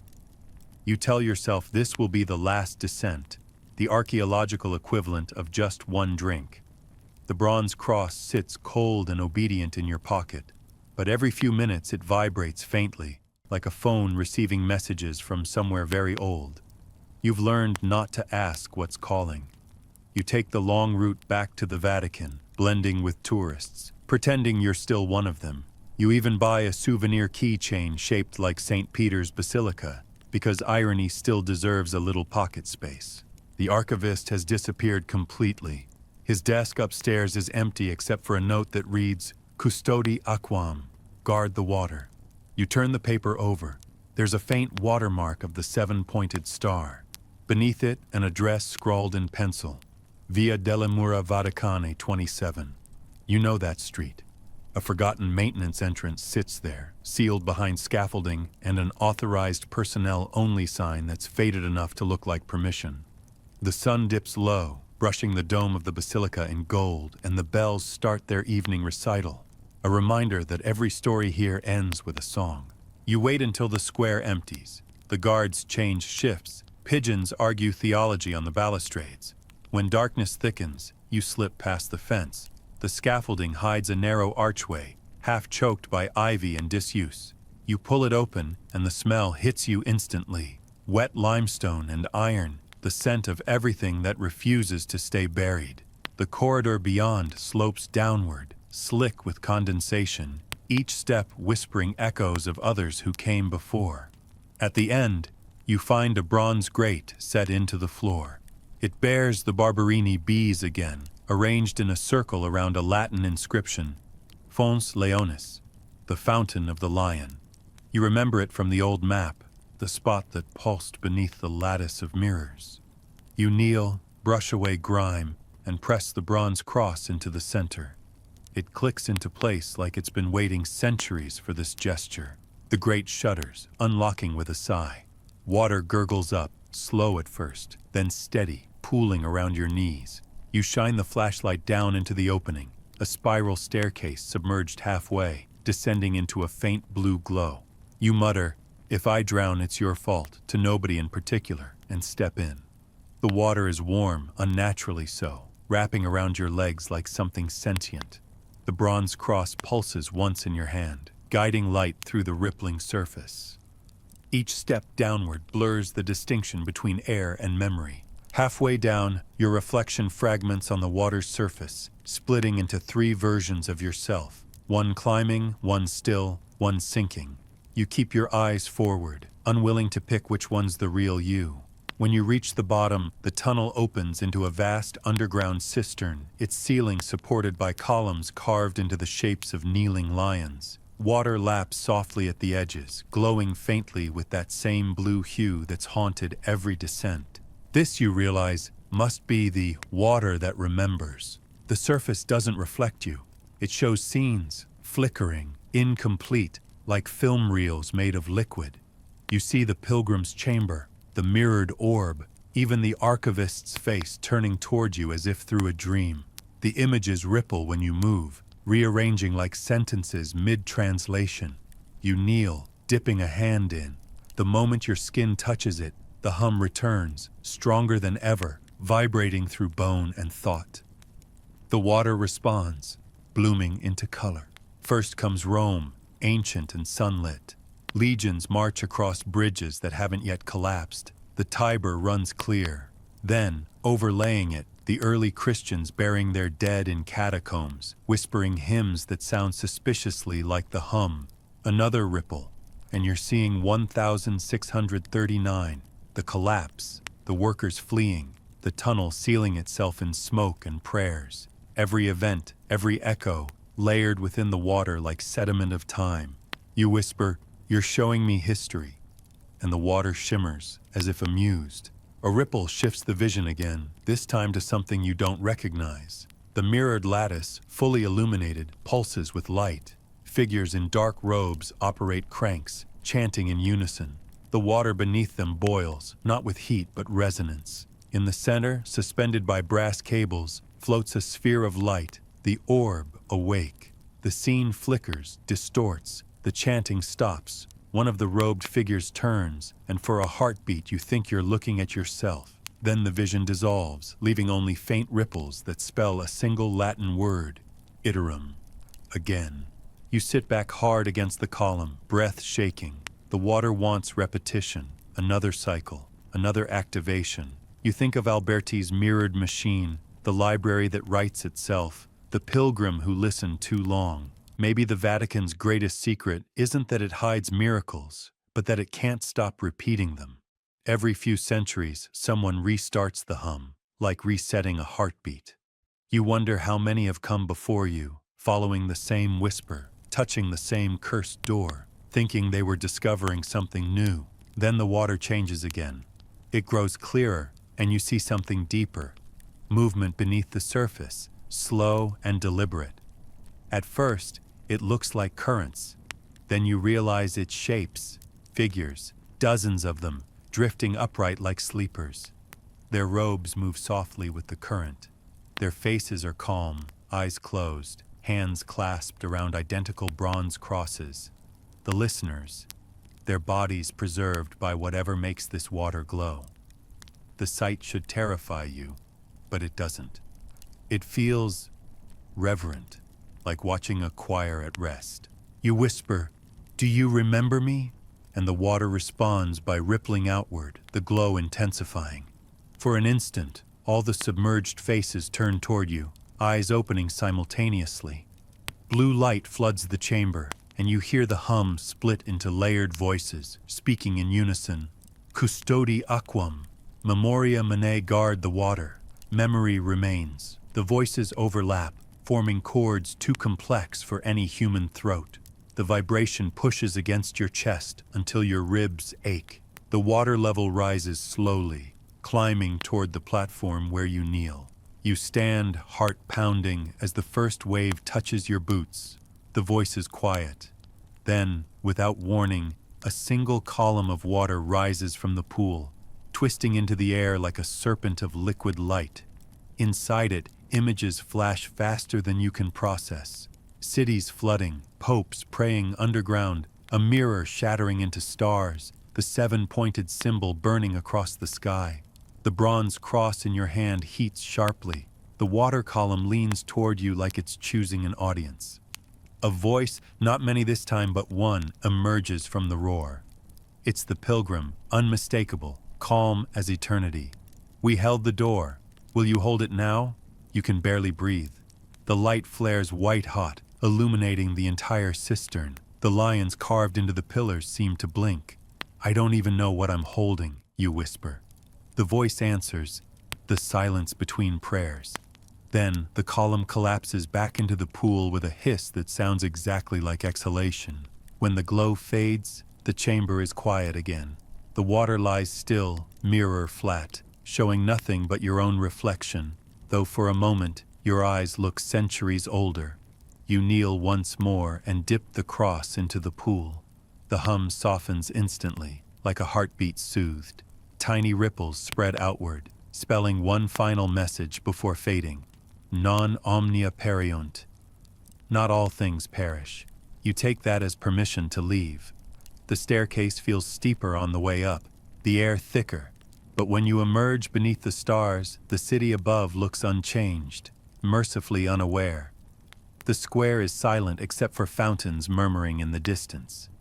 You pull the bronze cross from your pocket. Water still clings to it, glowing faintly before evaporating. For a long moment, you stand at the base of St. Peter's, staring up at the dome. You can almost sense the vast machinery humming below, that infinite network of memory, faith, and echo. The water remembers, yes, but so do you now. The hum is quieter, more a whisper than a call, but it's still there, threading through your pulse. You realize that maybe it's not meant to stop. Maybe it's a reminder that every secret needs a witness, every echo a listener, every reflection a pair of eyes willing to look. As dawn bleeds slowly into the sky, you whisper the only Latin phrase you can remember clearly anymore, Memoria Manet. And though the city around you pretends not to notice, you could swear the fountains answer back with a quiet, contented hum. Rome greets you with indifference the next morning. The streets are slick from night rain. Pigeons reassemble their democracy on cafe tables, and sunlight drips like melted gold over the cobblestones. Everything looks normal, but normal, you've learned, is just how the city covers its tracks. You tell yourself you'll stay above ground today, maybe even leave the country. Yet as soon as the church bells begin their noon aria, something in the sound catches you. An undertone, a vibration buried deep in the harmony. It's the hum again, disguised as liturgy. The choir of dust is calling. You follow the sound. It leads you across the square, past the guards whose eyes slide past you like oil, through a side door marked Restauro Acustico, acoustic restoration. Inside, scaffolding climbs the walls of an old chapel undergoing repair. Painters hum over frescoes of angels, plaster dust hanging in the air like slow snowfall. A young technician in headphones stands near a console, monitoring audio from the basilica's organ practice. The notes shiver faintly through the walls, resonant, hollow. He notices you staring and smiles. You hear it too? He asks. You hesitate. Hear what? He shrugs. The voice between the pipes. We all hear it eventually. He returns to his equipment, oblivious to the panic you're pretending not to feel. You slip past him into a narrow stairwell behind the scaffolding. The sound grows clearer as you descend. Not music, not quite. It's a drone, steady, patient, layered with what might be whispering. The steps end in a locked iron gate. You press the bronze cross against it. The metal warms, then clicks open with priestly courtesy. The passage beyond slopes downward, echoing with each breath you take. The dust in the air vibrates, shimmering faintly like gold suspended in sunlight. The tunnel opens into a chamber wider than any you've seen, a cathedral without congregation. Columns rise like petrified trees, and from each hangs a chain supporting what at first looks like lanterns. Then your eyes adjust. They're bronze pipes, hundreds of them, suspended vertically, their mouths open to the air. Wind moans softly through them, playing a melody you can't quite name. The floor is blanketed in fine gray dust that shifts with each vibration, rising in slow spirals before settling again. You stand at the threshold whispering, "The choir of dust." The name feels inevitable, like remembering something you've never learned. Your rational mind grabs for a foothold. Here's your mainstream fact. In 1931, Pope Pius XI commissioned acoustic engineers to study the resonant frequencies beneath St. Peter's Basilica after reports of unexplained vibrations affecting organ performance. The project, nicknamed Coro di Polvere, was quietly abandoned when instruments began producing tones not recorded on sheet music. No public explanation was ever given. Some whispered the pipes had learned to sing on their own. You're standing inside what those reports forgot to mention, the physical remains of that experiment. You move closer. Each pipe hums at a different pitch, forming chords that shift with the movement of air. Some tones are low enough to feel more than hear, rolling through your ribs like distant thunder. You kneel and scoop a handful of dust. It's fine, weightless. But when you hold it to the light, it glints with something metallic. You whisper, "Ash or memory?" The hum deepens in response, like laughter too low to register as sound. A staircase spirals upward along the wall, leading to a balcony of wood so old it looks fossilized. You climb. The view from above is staggering, an orchestra of bronze tubes stretching into darkness, breathing in unison. You spot movement below, a ripple in the dust, like someone walking just beneath the surface. You freeze. The ripple moves toward the center, where a large hollow pipe rises taller than the rest. Its base glows faintly blue. The hum shifts, modulating into a single sustained note that fills the chamber like liquid. The dust rises in curtains, swirling upward until it forms human shapes, translucent, incomplete, built from light and residue. They stand shoulder to shoulder in perfect formation, hundreds of figures made of luminous ash, mouths open but silent. Then, without warning, they exhale, a single collective breath that ignites the pipes into harmony. The sound is enormous yet gentle, like a storm whispered through silk. You clutch the railing as every hair on your arm stands up. The melody resolves into something ancient, cyclical. It's not random, it's structured, a chant. You recognize fragments of the Latin from the tunnels, sub petra, sub verbo, sub silentio. Under the rock, under the word, under silence. You whisper the phrase aloud, and the figures turn toward you. Hundreds of hollow faces, eyes like burned paper. You feel no malice, only curiosity, the same kind the archivist once carried. They raise their hands in unison, palms outward. The largest pipe in the center opens with a sound like the first breath of creation. Inside, blue light spirals upward, forming a column that reaches the ceiling. Through it, images flicker, cities sinking, mirrors turning, water rising. All the memories you've already seen replaying at once. You realize this isn't a new discovery. It's the same story told in different mediums. Light, water, sound. The church didn't build one secret.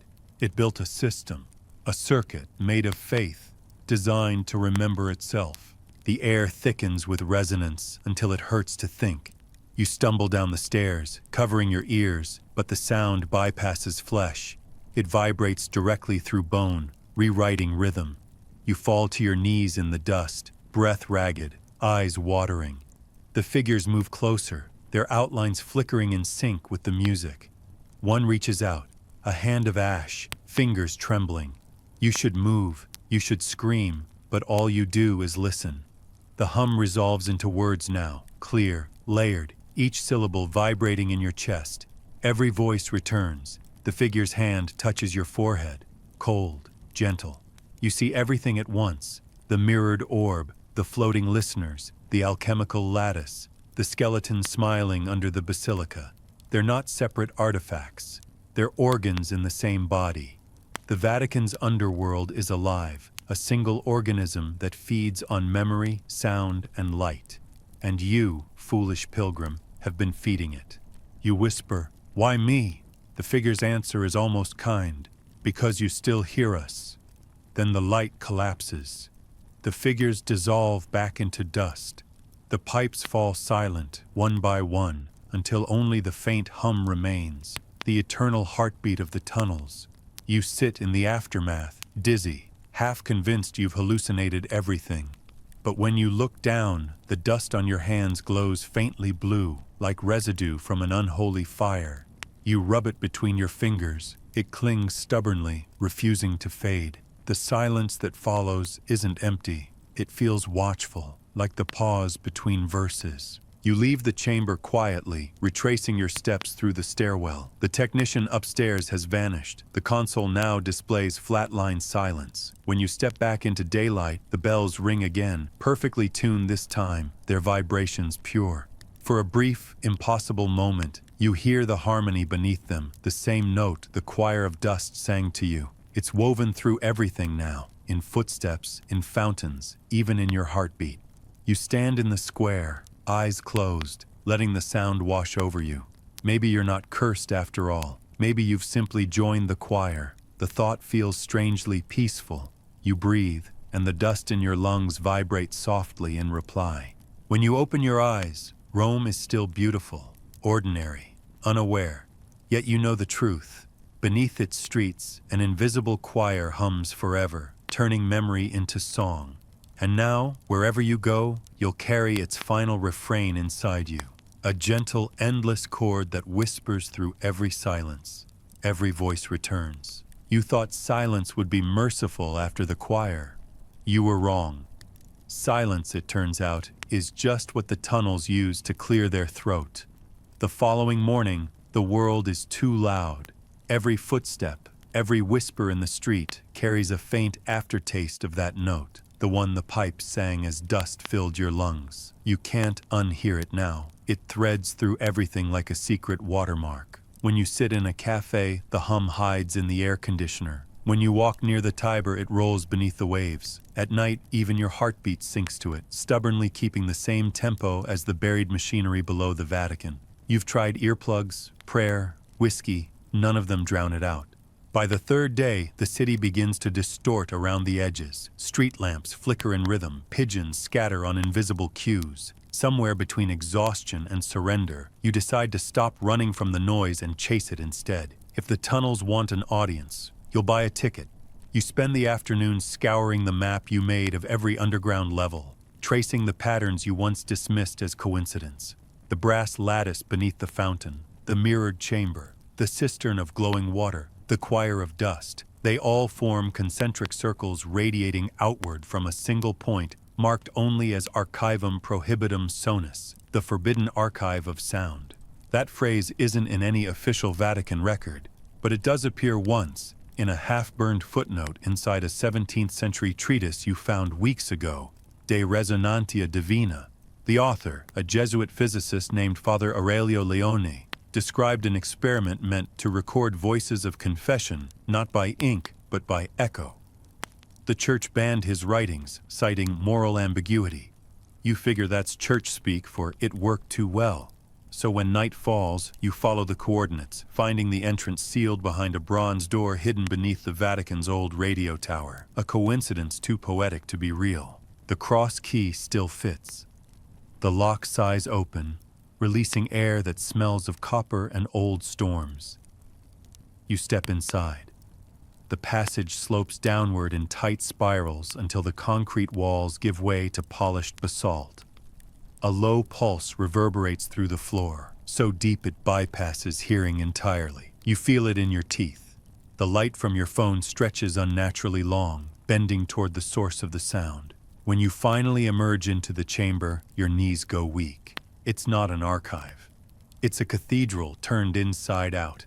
Every surface, walls, floor, ceiling, is studded with reels, wires, and metallic spools, thousands of them spinning slowly, though no power runs here. The air hums with magnetism.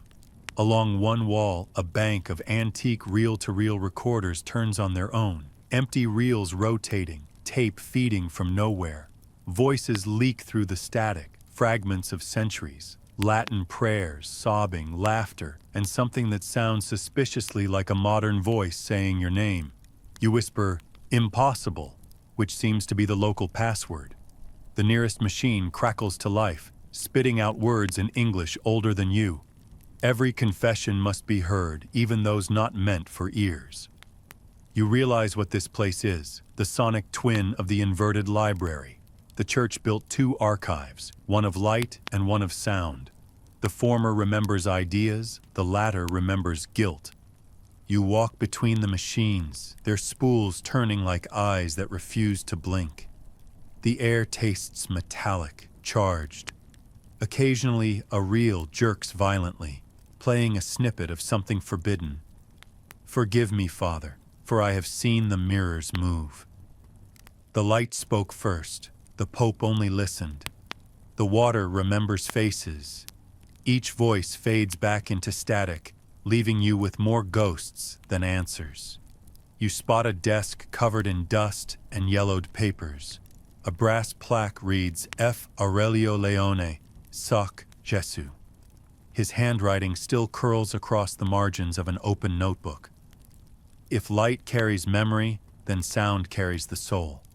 Beneath that, the medium endures even when the mouth decays. You pick up the notebook, fingers trembling. The last entry stops mid-sentence. We have found a way to make confession eternal. But what hears us back? The ink trails off there, as though interrupted. Next to it lies a pair of headphones unlike any you've seen. Bronze, lined with soft leather cracked by centuries. You know you shouldn't, but curiosity is a seasoned liar. You place them over your ears. At first, nothing. Then a faint hiss. Then the hum resolves into words spoken directly into your mind. Welcome back. You rip the headphones off, stumbling backward. The room reacts immediately. The reels accelerate, voices overlapping into a storm of confessions. Shouts, prayers, chants, all bleeding together into one long human exhale. The hum spikes into near pain, vibrating the air itself. Dust lifts from the floor, spiraling upward. Through the noise, you catch a single phrase repeating in Latin, Vox sub petra non tacet. The voice beneath the rock never falls silent. The machines start playing themselves in perfect synchronization. The sound transforms from chaos into a structured rhythm, like a heartbeat amplified through centuries. Light seeps from the seams of the recorders, the same faint blue glow that haunts every hidden level. You realize the hum you've been hearing all along wasn't the tunnel's breathing, it was this. The archive has been speaking through everything else. The mirrors, the water, the dust. Every resonance above ground was just a leak from here. A low vibration rises beneath your feet. You look down and see the floor, metallic, circular, begin to rotate slowly. The reels tilt toward the center, aligning like petals around a flower. Something is about to open. You run for the exit, but the door slams shut with a magnetic thud. The hum swells into melody. You fall to your knees as the sound pushes against your skull. Not painful now, but persuasive, intimate. You hear it whisper in 1,000 voices at once. We kept their sins so they could forget. Who will keep ours?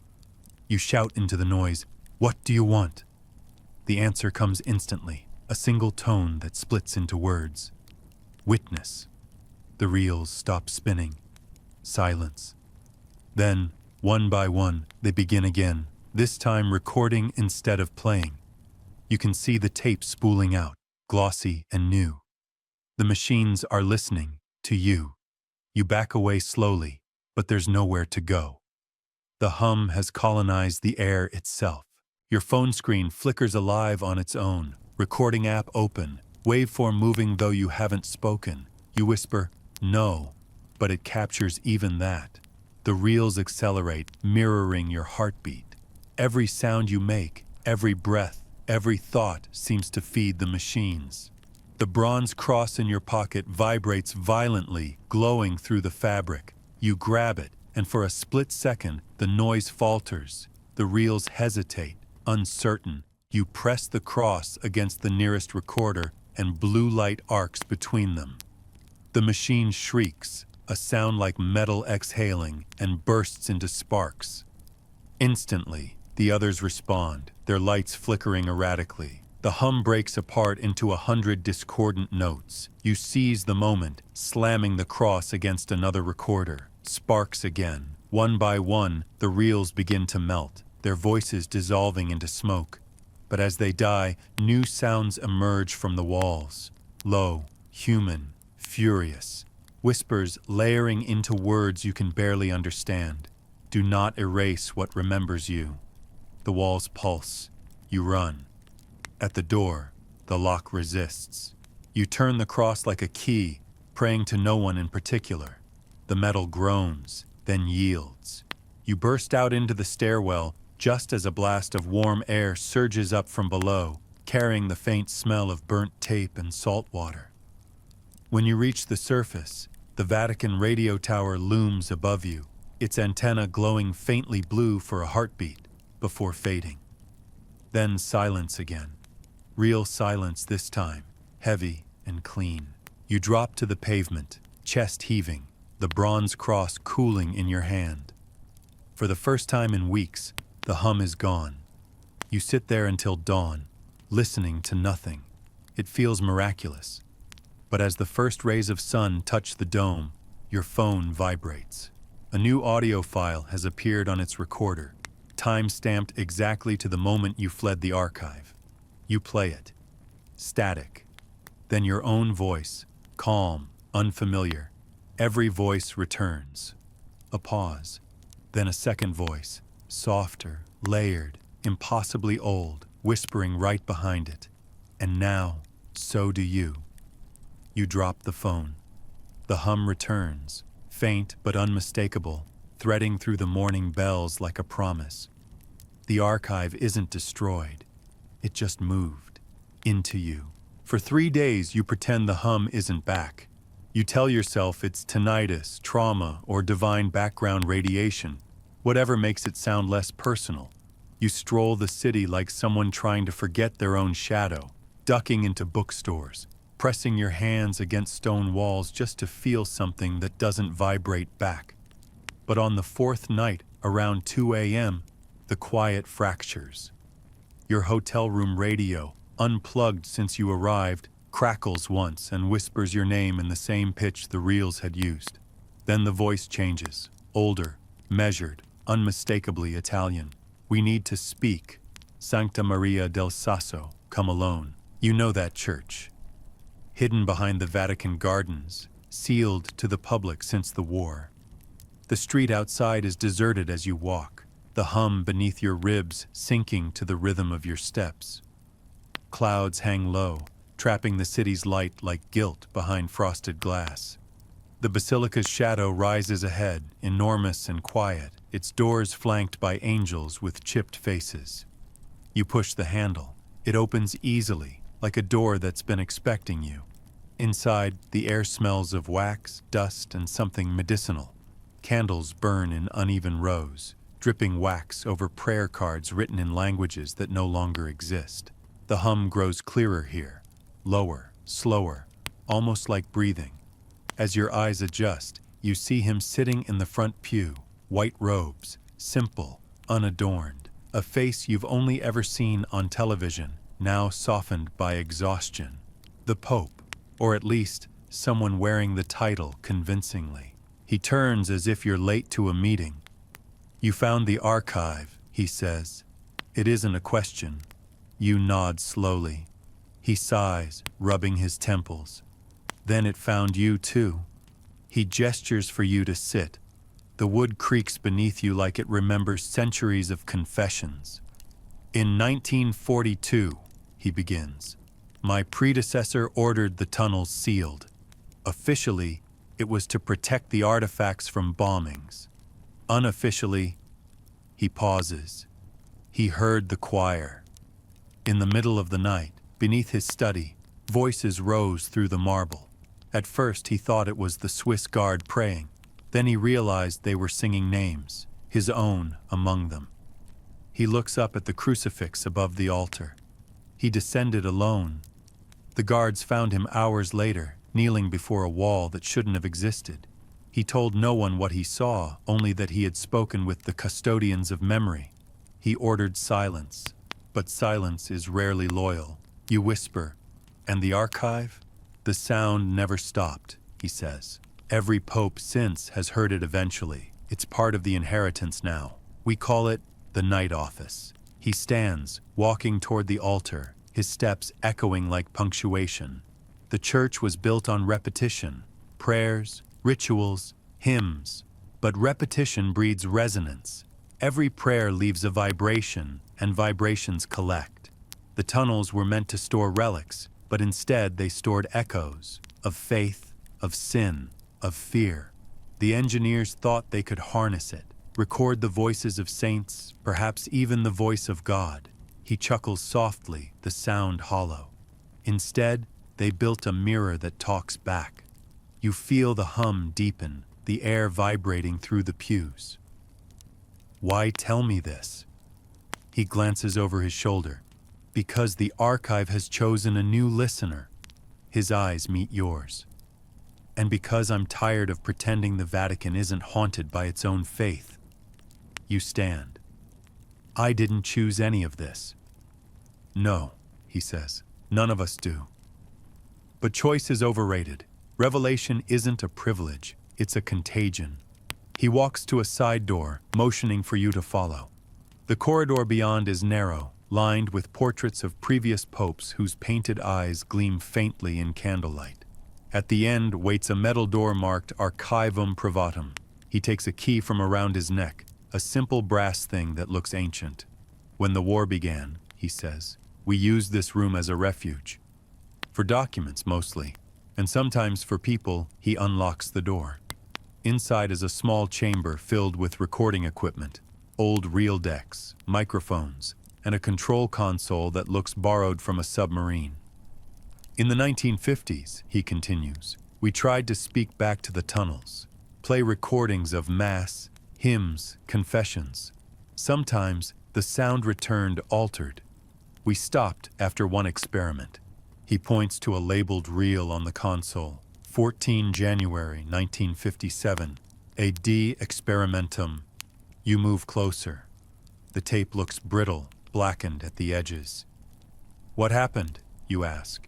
He presses play. Static fills the room, rising and falling like breath. Then a faint voice emerges, a young priest reciting Ave Maria. Halfway through, another voice joins in, deeper, older, impossibly synchronized. Then a third, then hundreds. The prayer grows distorted, overlapping until it becomes a roar. The Pope stops the tape. That was 15 seconds before the recording melted. Everyone who listened afterward lost their hearing for 3 days. One never spoke again. You step back, throat dry. "You kept it?"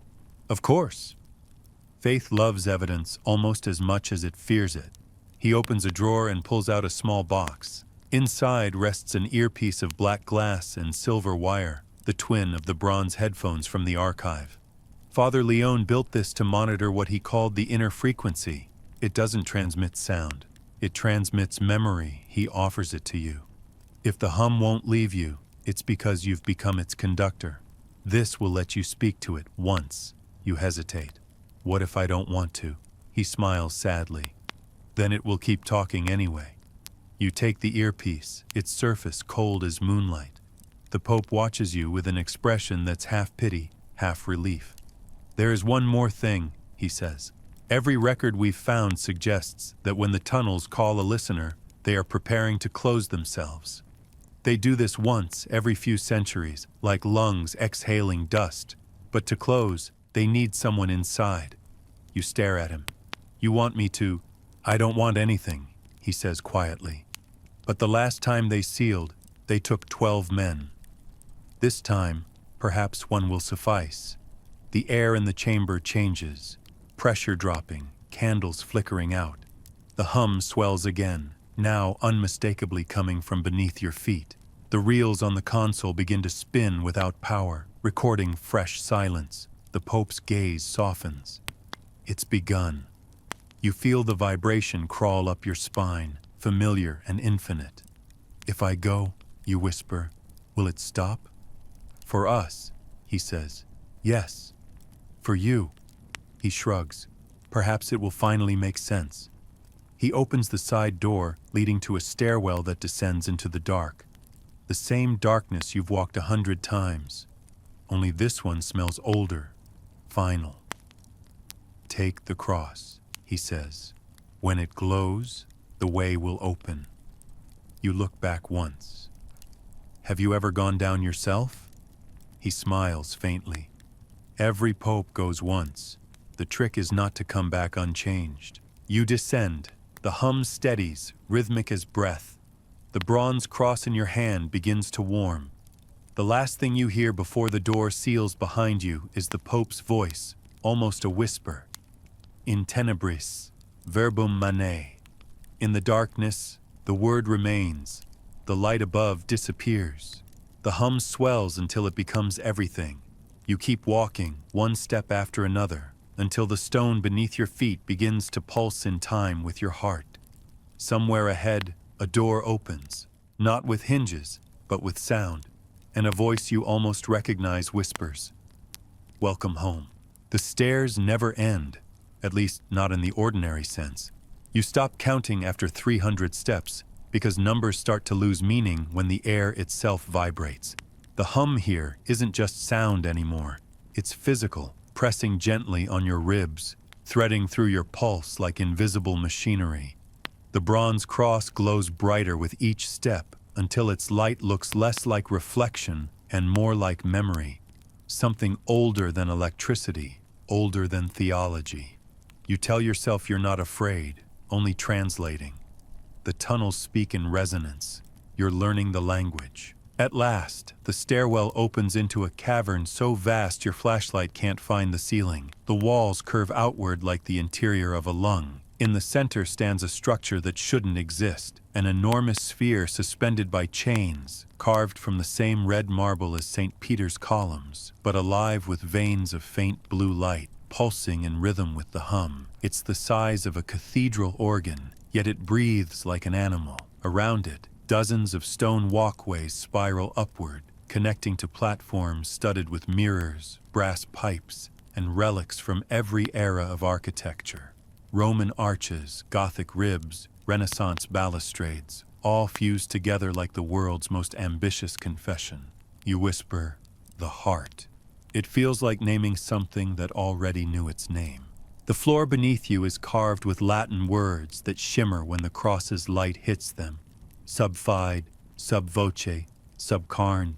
Beneath faith, beneath voice, beneath flesh. You think of the mirrored library, the water that remembers, the choir of dust, the archive of sound. They were arteries feeding this core. The Vatican didn't just bury history, it engineered a living archive, a self-aware network built from light, water, and vibration. And now, you're standing inside its heart.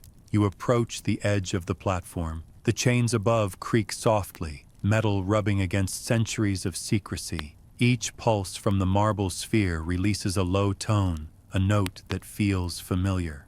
It's the hum, the one that followed you from the beginning, but purer, deeper, no longer fragmented by distance. You realize the hum wasn't the tunnels themselves. It was this vast organism beneath them, singing to its own heartbeat. A narrow bridge extends toward the sphere's base. You cross it carefully, feeling the stone vibrate under your boots. The air smells of ozone and something sweeter, incense mixed with rain. The closer you get, the more the vibrations separate into layers, one for every frequency you've heard before. The mirrored light, the water's chant, the dust's harmony, the archivist's whisper, they all weave together into a single chord that seems to spell your name and sound. When you reach the sphere, you place the cross against its surface. Instantly, warmth floods your palm, racing up your arm and into your chest. The marble ripples like water. You see shapes moving within, shadows of figures, hundreds of them, suspended like notes in an unending scale. Their mouths move in silent rhythm. You recognize faces, the pilgrim, Father Leon, even the archivist, all the listeners. You realize they're not dead, they're recorded, preserved as living echoes inside this enormous beating vault. One of them turns toward you. His voice emerges not from his mouth, but from the marble itself. Every archive needs its keeper. You take a step back, but the bridge groans behind you. The chains tremble, the hum intensifies. I didn't come to stay, you say, though even as the words leave your mouth, they sound uncertain. The voice replies gently, then why bring the key? The cross in your hand glows white hot, and you drop it, but it doesn't fall. It hovers mid-air, spinning slowly before embedding itself into the sphere's surface. Light explodes outward, illuminating the chamber in gold and blue. The hum rises into a symphony, water, wind, and choir merging into one living breath. You cover your ears, but the sound bypasses them, pouring directly into your mind. You see it all. The early engineers under Pope Sixtus V, mapping catacombs into circuitry. Alberti designing the mirrored lattice to bend divine light. Father Leone building the archive of sound to capture confession and resonance. The popes using the system to store the church's memory, its sins, its miracles, all inside one hidden organ of stone. Every prayer uttered in St. Peter's, every whispered sin in a confessional, every hymn ever sung, it's all here, encoded in vibration, alive and self-aware. The Vatican's true secret isn't what it hides from God, it's what it built to be God. The light dims, the hum softens into a steady rhythm again, and you realize your own heartbeat has synchronized perfectly with it. You kneel without meaning to. The marble beneath your hand feels like skin now, warm and alive. Another voice, higher, female this time, speaks from within the sphere. You have listened long enough. Now speak. You try, but no words come. The hum answers for you, translating your silence into sound. The chamber responds. The mirrors above tilt, focusing beams of faint light onto the sphere. Every reflection shows a different version of you. One kneeling, one standing, one walking away. They flicker, overlapping until you can't tell which is real. The voice continues, "We were made to remember. You were made to ask why. You whisper hoarsely, 'What happens if I stop listening?' The marble pulses once, almost laughing. Then the world forgets. A tremor runs through the ground. Chunks of stone fall from the ceiling, splashing into pools below. The chains strain, groaning like a ship in storm. The sphere brightens again, its heartbeat quickening. You realize it's collapsing, or maybe transforming. Either way, the choice the Pope warned about is here. You can leave and let the tunnel seal forever, burying the hum and every memory with it. Or you can stay and keep it alive, the next listener in a lineage of fools and saints. The light surges again, searing white, illuminating an opening on the far wall, a narrow passage leading upward, your way out. The voice whispers, "Decide." You look between the door and the sphere. The hum now speaks in rhythm with your pulse, one word pulsing through your skull. Stay, stay, stay. But above that, another sound, faint, human, your own voice recorded from somewhere in the past, whispering. Every voice returns. You close your eyes, clutching the marble surface. Then remember this, you say softly, and press your palm flat against the sphere. The cross blazes inside the stone, light spreading through its veins like veins of gold filling cracks in broken pottery. The hum shifts key, deep and peaceful. One last phrase echoes through the chamber. The archive breathes. The ceiling begins to seal itself with slow, graceful finality, as though the world is taking a quiet breath and holding it. You step back toward the ascending tunnel, the glow fading behind you. The hum doesn't stop. It follows, but gentler now, like heartbeat carried through bone. When you finally reach the upper passage, the marble closes completely. The air grows still. You climb until you reach a narrow service hatch that opens behind the main altar of St. Peter's. The basilica above is empty, bathed in pale dawn light. You collapse onto the cold marble floor, gasping. The city outside is silent for the first time in weeks. The hum is gone, or rather, it's inside you now, steady and calm. You look down at your palm. Faint lines of blue light trace across your skin, fading slowly, like veins remembering music. You whisper, "Subcarn," beneath flesh. Somewhere below, the heart sleeps again, sealed in its rhythm of centuries. You're not sure whether you saved it or joined it, But as the first bells ring across Rome, their sound feels different, softer, fuller, perfectly in tune. You smile, realizing that every echo, every vibration, every whispered prayer from every century now runs quietly beneath your heartbeat. The Vatican keeps its secrets. And now, so do you. You spend the next several days pretending to live normally again, though you already know that word no longer applies to you.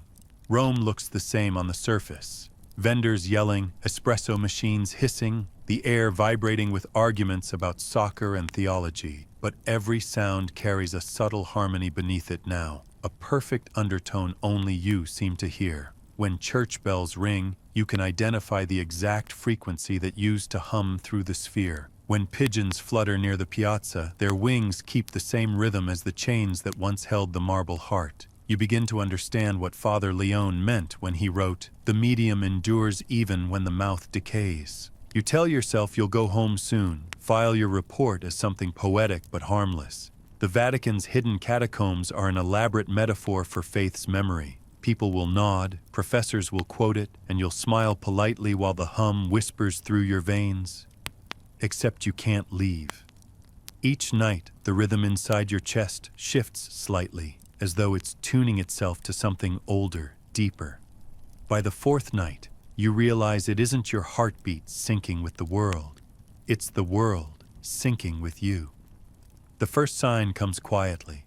A stone near your hotel window vibrates loose from the wall during an afternoon thunderstorm. When you pick it up, you see faint carvings, Roman numerals, half erased by rain. You rub the surface, and beneath the dust, the seven-pointed star appears again. You laugh softly. Of course it does. The city itself is part of the archive. The empire never vanished. It simply repurposed itself as infrastructure. That thought follows you through the day. You begin to see it everywhere. The pattern of cobblestones mirroring the geometry of the sphere. The aqueduct arches repeating the curvature of the tunnels. The Vatican didn't build atop Rome by accident. It built with Rome, using its bones as circuitry. The entire city is an organism of resonance, layered across centuries. You whisper to yourself, echoes of empire, and the phrase feels less like a metaphor and more like diagnosis. That night, you return to the Vatican gardens, drawn by an itch you can't describe. The gates are locked, but locks mean very little to someone who's already opened doors no one's supposed to know exist. The air smells of wet grass and iron. You follow the hum through the hedges until you reach a low arch built into the old Roman wall, a structure most tourists mistake for decoration. You press your palm against it. The stone warms under your touch, lines of faint blue light tracing through its cracks like veins. The hum intensifies, guiding you downward through another narrow stairway carved long before Christianity had a name. The passage opens into a vast cavern lined with red Roman brick. The walls shimmer faintly, coated in a mineral sheen that mirrors candlelight without any candles present.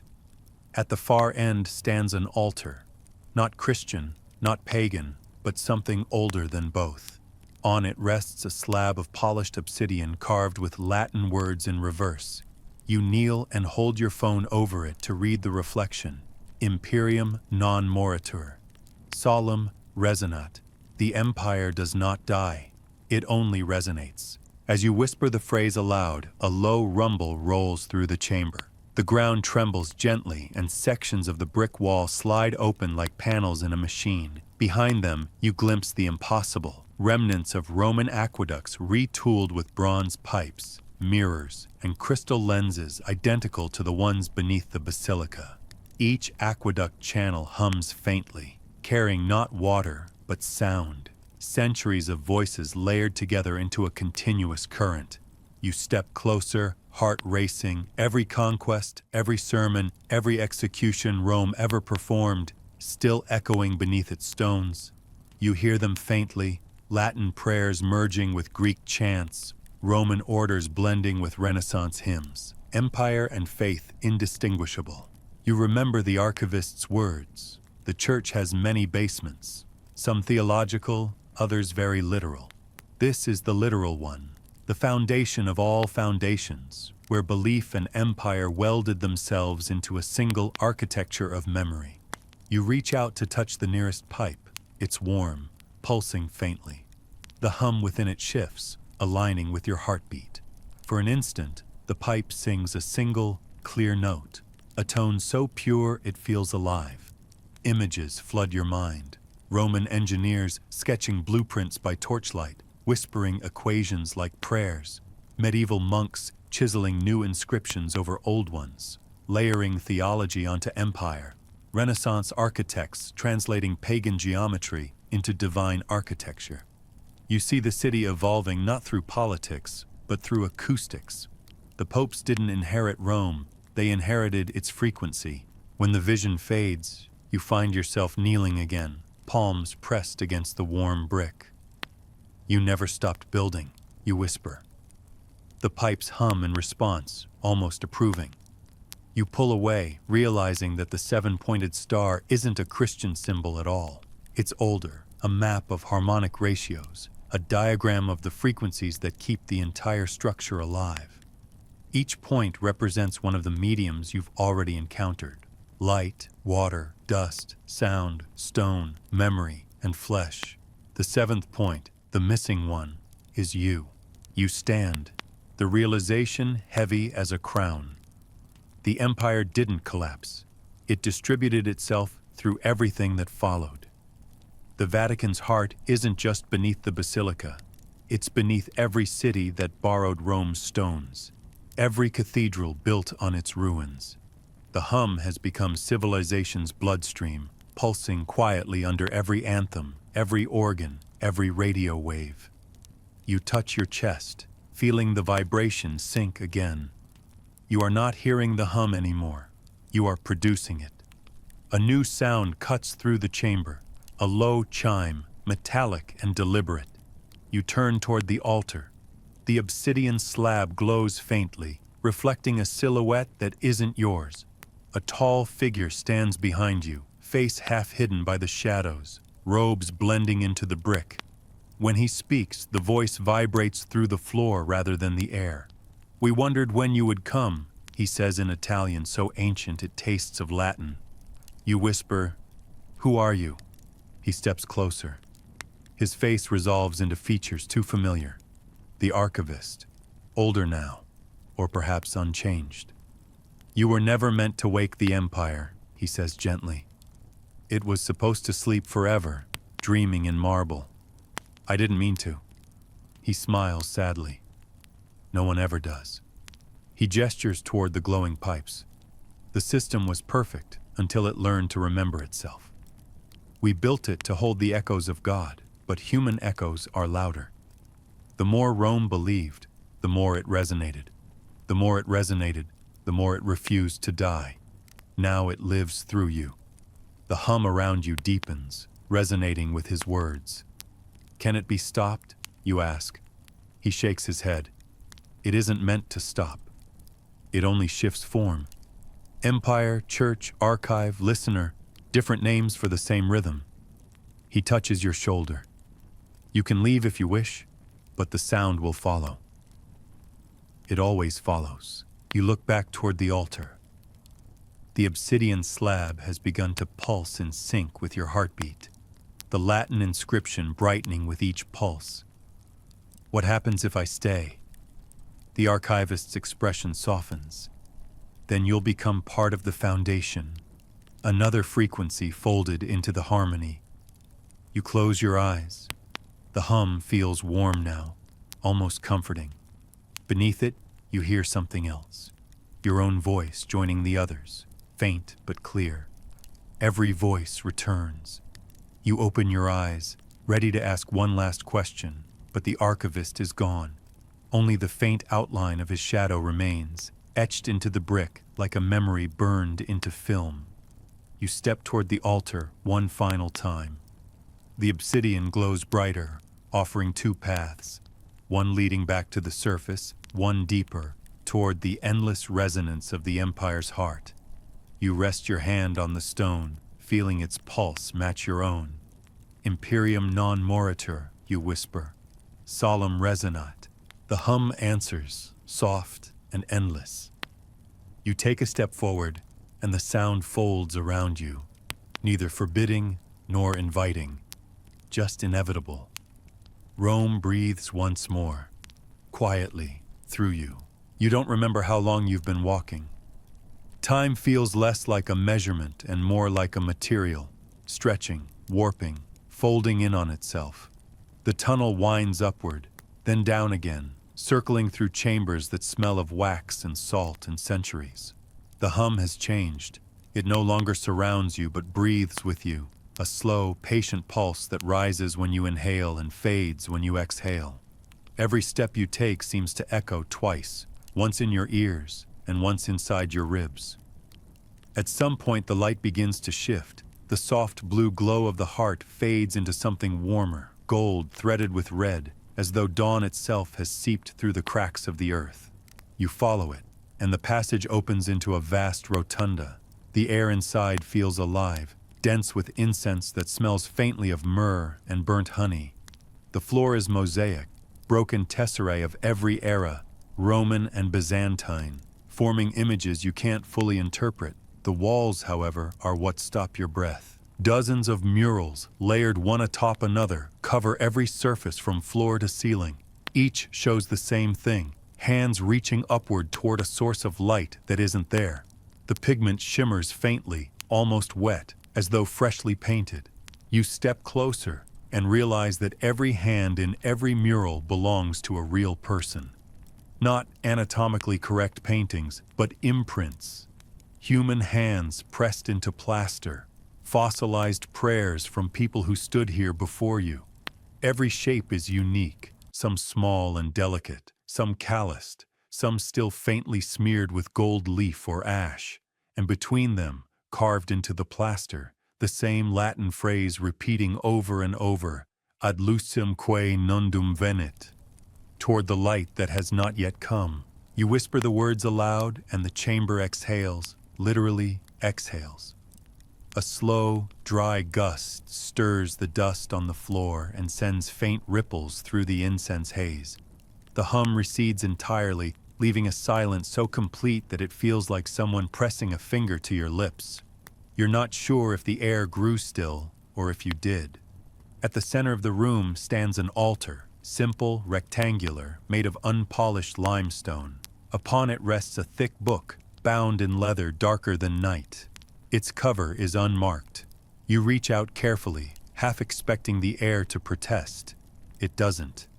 The book is heavy, warmer than it should be, and when you open it, the pages are blank, except for one, the first.